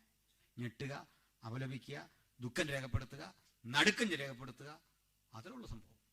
ഇനി ഞെട്ടുന്നതിനൊക്കെ കാശുണ്ടേ നമ്മൾ എപ്പോഴേ കോടീശ്വരന്മാരാണ്ട നേരം കഴിഞ്ഞു അല്ലേ, ടെൻഷൻ അടിക്കുന്നതിന്. പോട്ടെ. അപ്പൊ ഇതുപോലെ ഒരാളെ ആക്കി വെച്ചിട്ടുണ്ട്. അതാ നമ്മുടെ പീലാത്തോസ്. മറക്കല്ല്. യേശുവിൻ്റെ അടുത്ത് തട്ടി കണ്ടോ ഉമ്മാർ രണ്ടൂടെ. കാര്യം മനസ്സിലായോ? ഹെരോദാവ് കൈകാര്യം ചെയ്യാതെ അങ്ങോട്ട് വിടും, അവിടുന്ന് അങ്ങോട്ട് വിടും, തിരിച്ചിങ്ങോട്ട് വിടും. കണ്ടോ പരിപാടി? ഉമ്മാർ നിങ്ങൾ ഉടക്കാരുന്നെന്ന്. ഭയങ്കര ഉടക്ക്. പൊളിറ്റീഷ്യന്റെ ബുദ്ധിമുട്ട് കൊണ്ടോ മനസ്സിലായത്? രണ്ടു കൂട്ടരോട് ഇങ്ങനെ അടിക്കുന്നപ്പോഴാ കർത്താവായ യേശു ക്രിസ്തു ജനിക്കുന്നു. ഇപ്പൊ യേശുവിന്റെ ജനനകാലം ചരിത്രത്തിലെ സുപ്രധാനമായ ഒരു കാലഘട്ടമായിരുന്നു. എന്താ കാര്യം അറിയോ? ഗലാത്യർ 4:4 വായിച്ചു.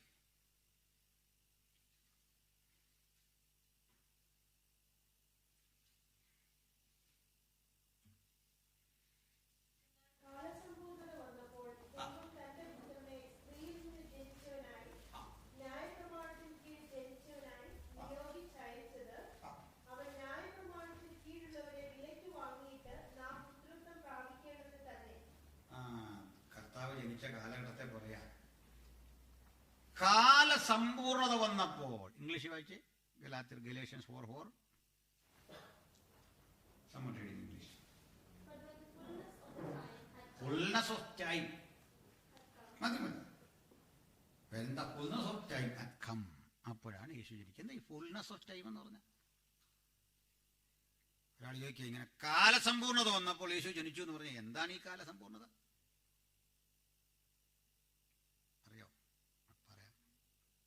യേശുവിന്റെ ലക്ഷ്യം എന്താ? എന്തിനാ യേശു വന്നേ? കർത്താവ് എന്തിനാ ജഡമെടുത്ത് ഭൂമിയിലേക്ക് വന്നേ? അതിനായിട്ടങ്ങ് പറഞ്ഞു, ഒത്തിരി നാൾ സ്വർഗത്തിൽ ഇരുന്നല്ലേ, എത്ര നാൾ ഇങ്ങനെ ഇരിക്കും, ഒരു മുഷിവൊക്കെ ഒന്ന് മാറട്ടെന്ന് ഓർത്ത്, ഒന്ന് പോയേക്കാന്നോർത്ത് വന്നാണോ? നമ്മളിങ്ങനെ വോക്കിങ്ങിന് പോകുന്നില്ലേ, എന്നാ ഭൂമി കിടക്കെന്ന് പോയേക്കാം. അപ്പൊ വന്ന സമയം ഫുൾനെസ് ഓഫ് ടൈം. എന്താണ് ഈ ഫുൾനെസ് ഓഫ് ടൈം? പറയാം. അല്ല, അതായത് യേശുവിലൂടെ നമ്മൾ അറിയേണ്ടത് ഗോസ്പലാണ്, അല്ലേ? അതാ അതിലെപ്പോഴും ഓർത്തോണം. കടലിൻ മീതെ യേശു നടന്നു, 5 അപ്പം 5000 കൊടുത്തു, ലാസറിനെ ഉയർപ്പിച്ചു. ഇതെല്ലാം കേട്ടിട്ട് നമുക്കൊരു ചോദ്യം ചോദിക്കാം. ഇതൊക്കെ ഒരാളെ എന്നോട് പറഞ്ഞെന്ന് കൂട്ടിക്കോ, ഞാൻ എൻ്റെ ശുദ്ധാത്മാവ് ചോദിക്കും, ഇതിനൊക്കെ എനിക്ക് തന്നെ ചെയ്തു? മനസ്സിലായോ? കടലും മീതെ നടന്നേ നടക്കട്ടെ, എനിക്ക് വിരോധമൊന്നുമില്ല.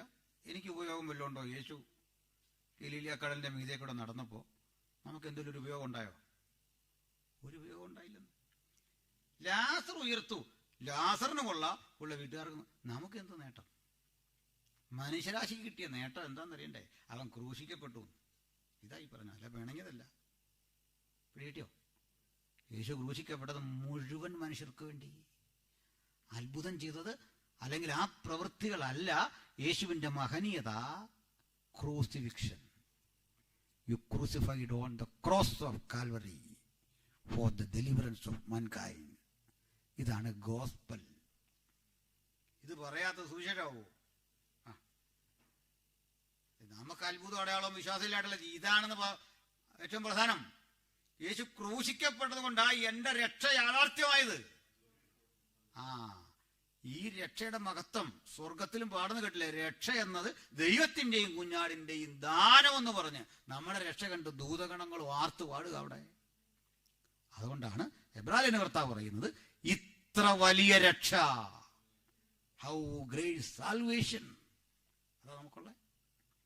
ഇതെന്ത് ചെയ്യണം? ലോകത്തെത്തിക്കണം, വേണ്ടേ? ആ പൗരാണിക ലോകത്ത് ഇതെത്തിക്കാൻ യേശുവിൻ്റെ വരവിന് മുമ്പ് വഴികൾ ഒരുങ്ങി. അറിഞ്ഞായിരുന്നു എങ്ങനെയാന്ന്? പറയാം. യേശു ജനിക്കും മുമ്പ് ലോകം രാഷ്ട്രീയമായി ഒരുങ്ങി. Politically well prepared itself for the manifestation of Christ or the expansion of gospel. എങ്ങനെയാണെന്നറിയണ്ടേ? പറയാം.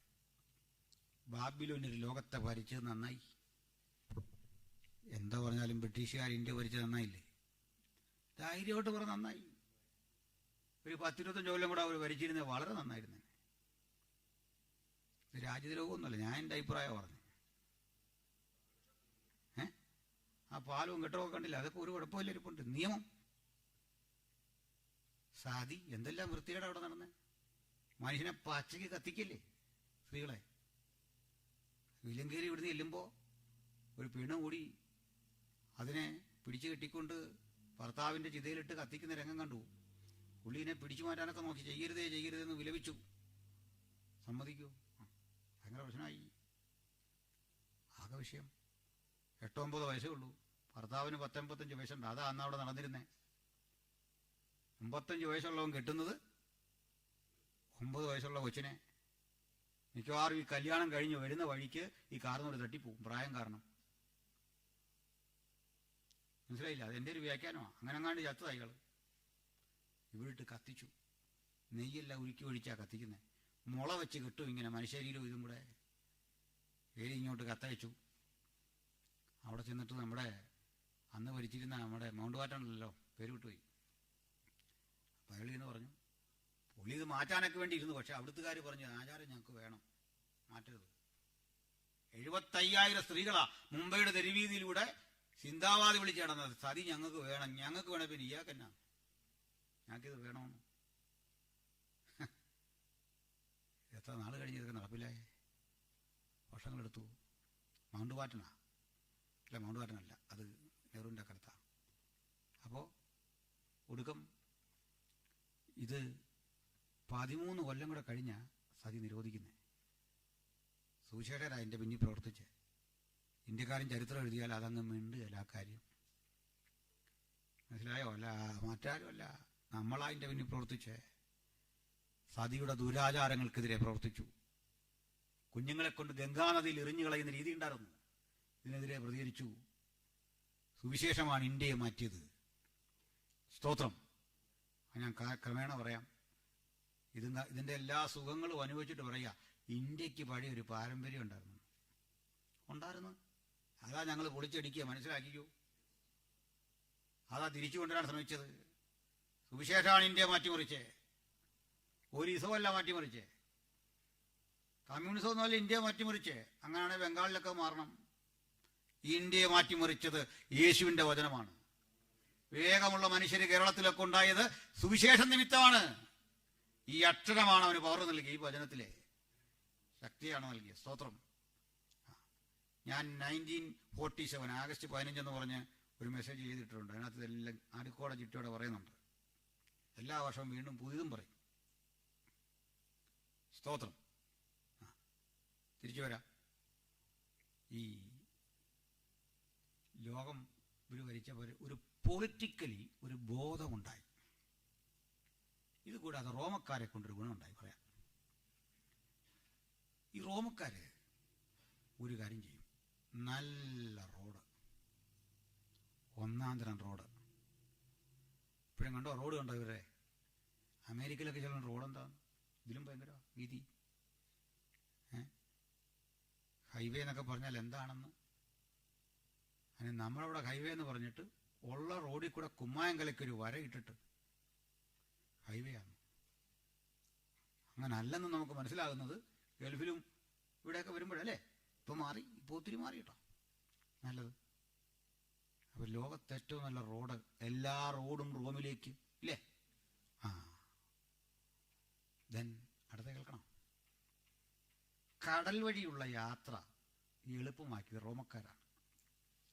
വളഞ്ഞു തിരിഞ്ഞിങ്ങനെ കിടക്കുന്ന കടലിടുക്കുകളെ കനാലുകൾ വെട്ടി ഏകീകരിച്ചു. അപ്പം 4-5 മാസം കൊണ്ടുള്ള യാത്ര 2 ആഴ്ച കൊണ്ട് പോവാം. 2 ആഴ്ച എടുക്കുന്ന യാത്രകൾ 2 ദിവസം കൊണ്ട് പോവാം. എളുപ്പമാക്കി. അവിടെ എല്ലാം തുറമുഖങ്ങളായി. ഇപ്പൊ കപ്പൽ പാതയിൽ അതിശക്തമായ പിക്കറ്റിംഗ്, മറ്റേ പോലീസ് സൈനിക പിക്കറ്റിംഗ്, അവിടെയൊക്കെ കടൽ കൊള്ളക്കാരെ കൂടെ അമർച്ച ചെയ്തു. വഴി എളുപ്പമായിരുന്നു. എന്താ ഇതൊക്കെ പറഞ്ഞാന്നറിയണ്ടേ? ഈ വഴി കൂടെ പോയില്ലേ സുവിശേഷം അറിയിക്കാൻ പറ്റുമോ? ഇവന്മാര് വെട്ടിയ വഴിയെല്ലാം പ്രയോജനപ്പെടുത്തി നമ്മുടെ പൗലൂസും ഒക്കെയാണ്, തിമോഥെയോസും ഒക്കെ. മനസ്സിലായോ? ഇവന്മാരെന്തോ ചെയ്തോ അതെല്ലാം ഗുണം ചെയ്ത് നമുക്കാണെന്ന് ഗോസ്പൽ എത്തിക്കാൻ പറ്റി. അതിലെ റോമർക്കും കൊരിന്ത്യർക്കും ഒക്കെ എഴുതുമ്പോൾ പറയാ, നിങ്ങളുടെ വിശ്വാസം മുഴു ലോകത്തിലും പ്രസിദ്ധമായിരിക്കുന്നു. നിങ്ങളുടെ ലേഖനം കൊണ്ട് ലവോദിക്കയെ കൊടുക്കണം, ലവോദിക്ക എന്നുള്ള നിങ്ങളും വായിക്കണം. ഈ വഴി ലോകത്തെ ഒറ്റക്കെട്ടാക്കി. ഇതാണ് പൊളിറ്റിക്കലി പ്രിപ്പയർഡ് ആയിരുന്നു ഗോസ്പൽ എക്സ്പാൻഡ് ചെയ്യാൻ പാകത്തിന്. അതാ കാലസമ്പൂർണത. മനസ്സിലായോ? ഒരു പോയിന്റ്. അടുത്ത ഇതിലും പ്രധാനപ്പെട്ട ഒരു കാര്യമുണ്ട്. ഇങ്ങനെ വഴി ഉണ്ടായ പോരാ, ഭാഷ. ലോകം അന്ന് ഗ്രീക്കുകാരുടെ കാലത്ത് ഒരു ഭാഷയ്ക്ക് കീഴിൽ അമർന്നു. അതാ Greek. Greek. In ancient time, Greek was the lingua franca of the ancient world. പൗരാണിക ലോകത്തിലെ ലിംഗ്വാ ഫ്രാങ്ക. എന്താ ലിംഗ്വാ ഫ്രാങ്ക? ഇന്ന് ഇംഗ്ലീഷ് പോലെയാണ് അന്ന് ഗ്രീക്ക് എന്ന്. എല്ലാവർക്കും അറിയാവുന്ന ഭാഷ. ഓക്കെ. അപ്പൊ ഈ ഭാഷ പ്രസംഗിച്ചാൽ മതി. മനസ്സിലായോ? ഈ ഭാഷയിൽ പ്രസംഗിച്ചാൽ എല്ലാവർക്കും മനസ്സിലാവുന്നു. ഗ്രീക്ക് ഇന്ന് ഇംഗ്ലീഷ് പോലെയാണെന്ന്. അല്ല, അന്യഭാഷയെന്ന് പറഞ്ഞാൽ സുവിശേഷം അറിയിക്കാനുള്ള ഒരു ഭാഷയല്ലെന്ന്. കാരണം ഗ്രീക്ക് അറിയാവുന്ന എല്ലായിടത്തും. ചില ആൾ പറയുന്നത് അന്യഭാഷ എന്ന് പറഞ്ഞു കഴിഞ്ഞാൽ സുവിശേഷം അറിയിക്കാൻ അന്നേരം കിട്ടിയൊരു ഭാഷയാണ്. No never. എന്താ തെളിവ്? ഓർത്തപ്പോ പറയാം, ഉപദേശം കൂടെ പഠിച്ചു നോക്കൂ. അന്യഭാഷ എന്താന്നാ ബൈബിൾ പറയുന്നേ? അന്യഭാഷയിൽ സംസാരിക്കുന്നവൻ ഉപദേശമായിട്ട് ഞാൻ അല്പോളം നിർത്തി പറയാം, എന്നിട്ട് നമുക്ക് ബാക്കി നാളെ ചിന്തിക്കാം. ശ്രദ്ധിച്ചേ, അന്യഭാഷയിൽ സംസാരിച്ചപ്പോൾ അപ്പോസ്തല പ്രവൃത്തിയിൽ എല്ലാവർക്കും മനസ്സിലായില്ലേ? മനസ്സിലായോ? എല്ലാവർക്കും മനസ്സിലായില്ല. മനസ്സിലാകാത്തവൻ പറഞ്ഞു മാര് വെള്ളം അടിച്ചെന്നു. മനസ്സിലായവൻ പറഞ്ഞു അയ്യോ ഇവർ ദൈവത്തിന്റെ വൻകാര്യങ്ങൾ സംസാരിക്കുന്നു. പിടിയോ? അന്ന് 10-18 ഭാഷക്കാരവിടെ ഉണ്ട്. ചിലർക്ക് ഇതങ്ങ് മനസ്സിലായി, ചിലർ പറഞ്ഞു പിടികിട്ടുന്നില്ല. Acts of the apostle chapter 2 മാത്രമേ അന്യഭാഷ പറഞ്ഞത് മനസ്സിലായിട്ടുള്ളൂ. റെസ്റ്റ് ഓഫ് ദ ബൈബിളിൽ യു കനോട്ട് സീ. എന്താ കാര്യം? കൊർന്നല്യോസിന്റെ വീട്ടിൽ അന്യഭാഷയെ സംസാരിച്ചു എല്ലാവരും. അവിടെ ഉണ്ടോ? ഇതല്ലോ അത് മാത്രമല്ല, അവിടെ പറയുന്ന ഒരു കാര്യം ഇവിടെ ഇല്ല. അഗ്നിജാല പോലെ പിളർന്നിരിക്കുന്ന നാവുകൾ പ്രത്യക്ഷമായില്ല, ഓരോരുത്തന്റെ മീതെ പതിഞ്ഞില്ല, വലിയൊരു ശബ്ദം ഉണ്ടായില്ല. ഉണ്ടായോ? ഇല്ല. അതിന്റെ അർത്ഥം ബൈബിളിലെ ഇൻസിഡൻസ് ആവർത്തിക്കാറില്ല, ആവർത്തിക്കണമെന്നില്ല. കോപ്പി ബുക്ക് ശൈലിയിൽ അവിടെ കണ്ടതെന്തോ അതേപോലെ ഇവിടെ, ഇതേപോലെ അവിടെ, അങ്ങനെയല്ല. ത്രെഡ് കറക്റ്റാ, സൈനുകൾ വ്യത്യാസമാണ്. മനസ്സിലായോ? വ്യക്തമാണോ? മനസ്സിലായോ? നമ്മുടെ പാട്ട് തന്നെ ഓർത്തെ, അഗ്നിജ്വാല പോലെ. വരിയിലെന്നങ്ങനെ കഴിഞ്ഞു എന്നത്. തീ പോലെ ഇറങ്ങണമേ, പാമ്പ് പോലെ ഇടണമേ എന്നൊക്കെ ഇപ്പൊ പറഞ്ഞു കഴിഞ്ഞാൽ വരിയല്ല, കഴിഞ്ഞുപോയി. മനസ്സിലായോ? ഒരു തവണയും കണ്ടുള്ള അങ്ങനെ. പിന്നെ എവിടെ നമ്മൾ നോക്കിയാലും മനസ്സിലാകുന്നത് ഇങ്ങനെ കൊടിയ മുഴക്കമില്ല. നിങ്ങളെല്ലാം അന്യഭാഷ പ്രാപിച്ചോരാ, ഈ കൊടിയ മുഴക്കം നിങ്ങളെല്ലാം കേട്ടോ. അഗ്നിജാല പോലെ പിളർന്നിരിക്കുന്ന നാവ് വന്നോ? പക്ഷെ അന്യഭാഷ കിട്ടിയില്ലേ? മനസ്സിലായോ? സെയിം ആസ് ഇറ്റ് ഈസ് എടുത്ത് ഇങ്ങോട്ട് വെക്കുന്ന പണിയല്ലെന്ന്, വ്യത്യസ്തമാണ്. ഇനി അതവിടെ നിൽക്കട്ടെ. ഇതിനെ മൊത്തത്തിൽ പറയാ, അനുഭവങ്ങളാക്കണ്ടേ അവരുടെ, ആവശ്യമൊന്നുമില്ല. അനുഭവം പക്ഷേ ഡോക്ടറിനല്ല. അനുഭവം നല്ലതാ, അനുഭവം ഇല്ല പിന്നെ കാര്യമുണ്ടോ? ക്രിസ്തീയ ആസ്വദിക്കാനുള്ളതാ. അനുഭവം ഡോക്ടറിനല്ല, ഉപദേശമല്ല. ഉപദേശം ഇവിടെ എഴുതിയിരിക്കുന്ന അറിയണ്ടേ? ഞങ്ങളെന്ത് ചെയ്തു അത് ഉപദേശമല്ല, നിങ്ങളെന്ത് ചെയ്യണം അത് ഉപദേശം. പിടികിട്ടിയോ? പിടികിട്ടിയോ? യു ഹാവ് ടു ഡു, ഇതാണ് ഉപദേശം. കൊരിന്ത്യ ലേഖനത്തിൽ ഉപദേശമാണ് പറഞ്ഞത്, എങ്ങനെ കൈകാര്യം ചെയ്യണം, ഡിസിപ്ലിൻഡ് ആയിട്ട് ചെയ്യുന്ന കാര്യം പറഞ്ഞിരിക്കുക. അപ്പോസ്തല പ്രവൃത്തി 1 കൊരിന്ത്യർ 14:1 കൊണ്ട് വായിച്ചു വരുമ്പോൾ, 2 പോലും വായിച്ചു വരുമ്പോൾ പറയാണ്, എല്ലാവരും വാഞ്ചിക്കണം എന്നൊക്കെ പറഞ്ഞിട്ട്, അന്യഭാഷയിൽ സംസാരിക്കുന്നവൻ എന്താ അടുത്തത്? മനുഷ്യരോടല്ല, ദൈവത്തോടത്രേ. മനസ്സിലായോ? മനസ്സിലായെന്ന് ഞാൻ ചോദിച്ചത്. ഞാനിപ്പോൾ ഇങ്ങനെ കേട്ടിട്ട് പാസ്റ്റർ പറയുന്നത് എനിക്ക് മനസ്സിലാകുന്നില്ലെന്ന് വെച്ചു. ഒരു തെറ്റും വേണ്ട. എന്താ കാര്യം? പാസ്റ്റർ എന്നോടാണോ പറഞ്ഞേ? ആണോ? പതിനഴിക്കര മനുഷ്യരോടല്ലെന്ന്, ദൈവത്തോടത്രേ. ആരും തിരിച്ചറിയുന്നില്ലെന്ന്. ആരും തിരിച്ചറിയുന്നില്ലെങ്കിൽ പിന്നെ അച്ഛനെ തിരിച്ചറിയണമെന്ന് നിർബന്ധം. മനസ്സിലായില്ലേ? ആരും തിരിച്ചറിയുന്നില്ല, എനിക്ക് മാത്രം തിരിച്ചറിയണമെന്നുണ്ടോ? ഇല്ലെന്ന്.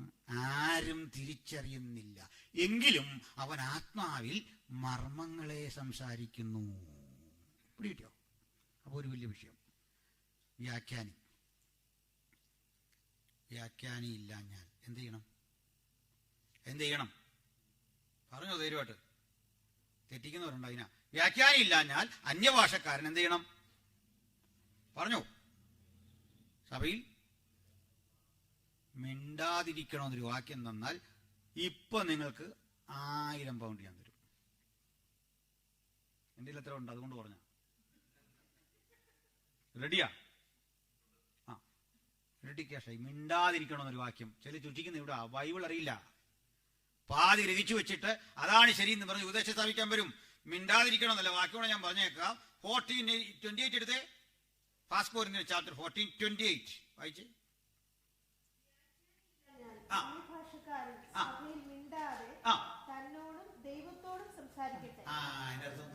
മിണ്ടാതെ സംസാരിക്കണമെന്ന് മനസ്സിലായോ? മിണ്ടാതെ സംസാരിക്കണം എന്ന് വെച്ചാൽ പബ്ലിക് ന്യൂസൻസ് ആകരുതെന്ന്. ഇപ്പൊ മനസ്സിലായോ? അതാ നമ്മൾ തെറ്റിക്കുന്നുണ്ടോന്നോട് നോക്കിക്കേ. ഇതിനകത്ത് മനുഷ്യനെ കുറ്റം പറഞ്ഞിട്ട് കാര്യമില്ല.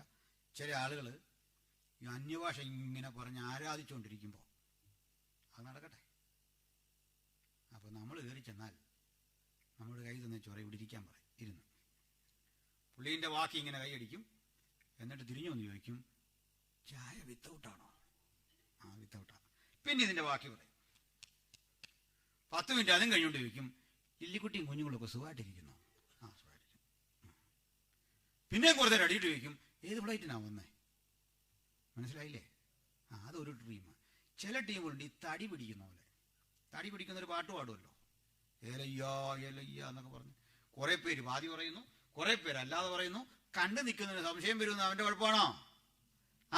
ബൈബിള് പറഞ്ഞൊക്കെ അച്ചടക്കം ഉണ്ട്. സംസാരിക്കേണ്ട സ്ഥലം, സംസാരിക്കേണ്ട രീതി പിടികിട്ടിയോ?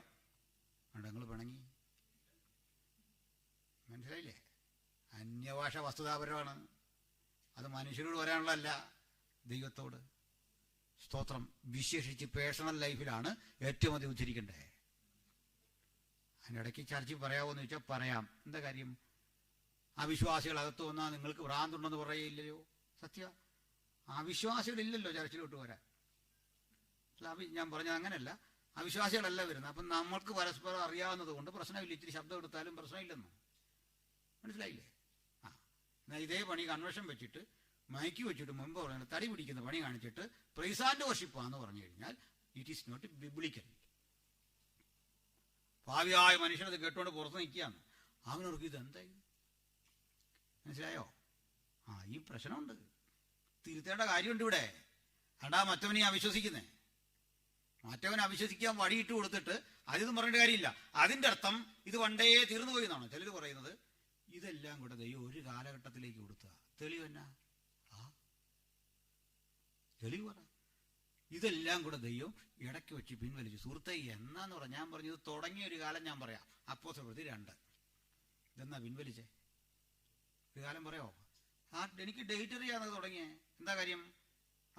കർത്താവായ യേശു ക്രിസ്തു മരിച്ചടക്കപ്പെട്ട ആ ഡേറ്റ് AD 29-30, ഒരു വർഷം തെറ്റിക്കോട്ടെ.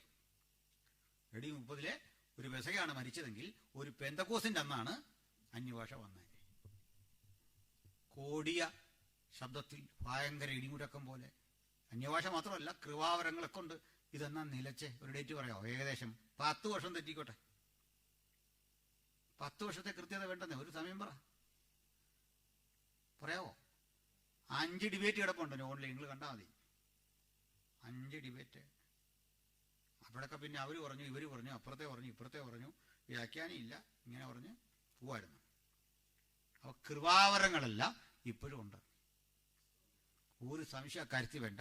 അതിൻ്റെ വിവേകത്തോടു കൂടി ഉപയോഗം ബൈബിൾ കർശനമാക്കുന്നു. ഓക്കെ. ഇപ്പൊ ഗ്രീക്ക് ലിംഗോ ഫ്രാങ്കോയായി, മുഴു ലോകത്തിൻ്റെയും ഭാഷയായി. അപ്പോൾ ഈ ഭാഷയിൽ പ്രസംഗിക്കാം. അങ്ങനെ ഭാഷാപരമായി, മതപരമായി, സാമൂഹ്യമായി, പൊളിറ്റിക്കലി ലോകമൊരുങ്ങി കർത്താവായ യേശു ക്രിസ്തു ജനിച്ചു. മനസ്സിലായോ? അതാ കാലസമ്പൂർണ്ണ. ഗലേഷ്യൻസ് 4:4. ഇങ്ങനെ നിർത്താൻ നമുക്ക്. ഇന്ന് നിങ്ങൾ സൂക്ഷിച്ചു നോക്കിയാൽ കാലം വീണ്ടും ഒരു സമ്പൂർണതയിലേക്ക്. ലോകത്തൊന്നാം നിര യാത്രാ സൗകര്യം, എത്ര എയർപോർട്ടുകൾ, എത്ര നല്ല റോഡുകൾ. ഞാൻ മനസ്സിലാക്കുന്ന ടാറ്റ തന്നെ 500 പുതിയ ഫ്ലൈറ്റ് ബുക്ക് ചെയ്തു. എയർ ഇന്ത്യയുടെ പഴയ ചാവല്യൊക്കെ മാറുക പുള്ളി എടുത്തു. ആകാശ അധികാരം എടുത്തവർ, ആധിപത്യം ഇന്ത്യയിൽ. അപ്പോൾ ലോകത്തേറ്റവും വേഗതയാർന്ന യാത്ര ഫ്ലൈറ്റ് പോലും ആയിരിക്കില്ല അടുത്ത കാലഘട്ടത്തിൻ്റെ യാത്രാ സൗകര്യം. നമ്മൾ ചിന്തിക്കുന്നതിനപ്പുറത്തേക്ക് പോയി. കടൽ യാത്ര സുഗമമായി. ഇത്രയും ശക്തമായ ടെലികമ്മ്യൂണിക്കേഷൻസ് കണ്ടോ? ലോകം ഒരുങ്ങുന്നേ. വീണ്ടും ലോകം ഒരു ഭാഷയ്ക്ക് കീഴിൽ, പണ്ടത്തെ പോലൊരു ഭാഷയ്ക്ക് കീഴിൽ. എന്തിനാ? രാജ്യത്തിൻ്റെ ഈ സുവിശേഷം മുഴു ലോകത്തോടും പ്രസംഗിക്കും. അപ്പോൾ യുഗാവസാനം വരും. ഇത്രയും ചിന്തിച്ച് നമുക്കിന്ന് മടങ്ങാം. ബാക്കി നാളെ രാത്രി ചർച്ച ചെയ്യാം. കർത്തവ്യ വചനങ്ങളാൽ നമ്മളെ അനുഗ്രഹിക്കട്ടെ. ആമേൻ.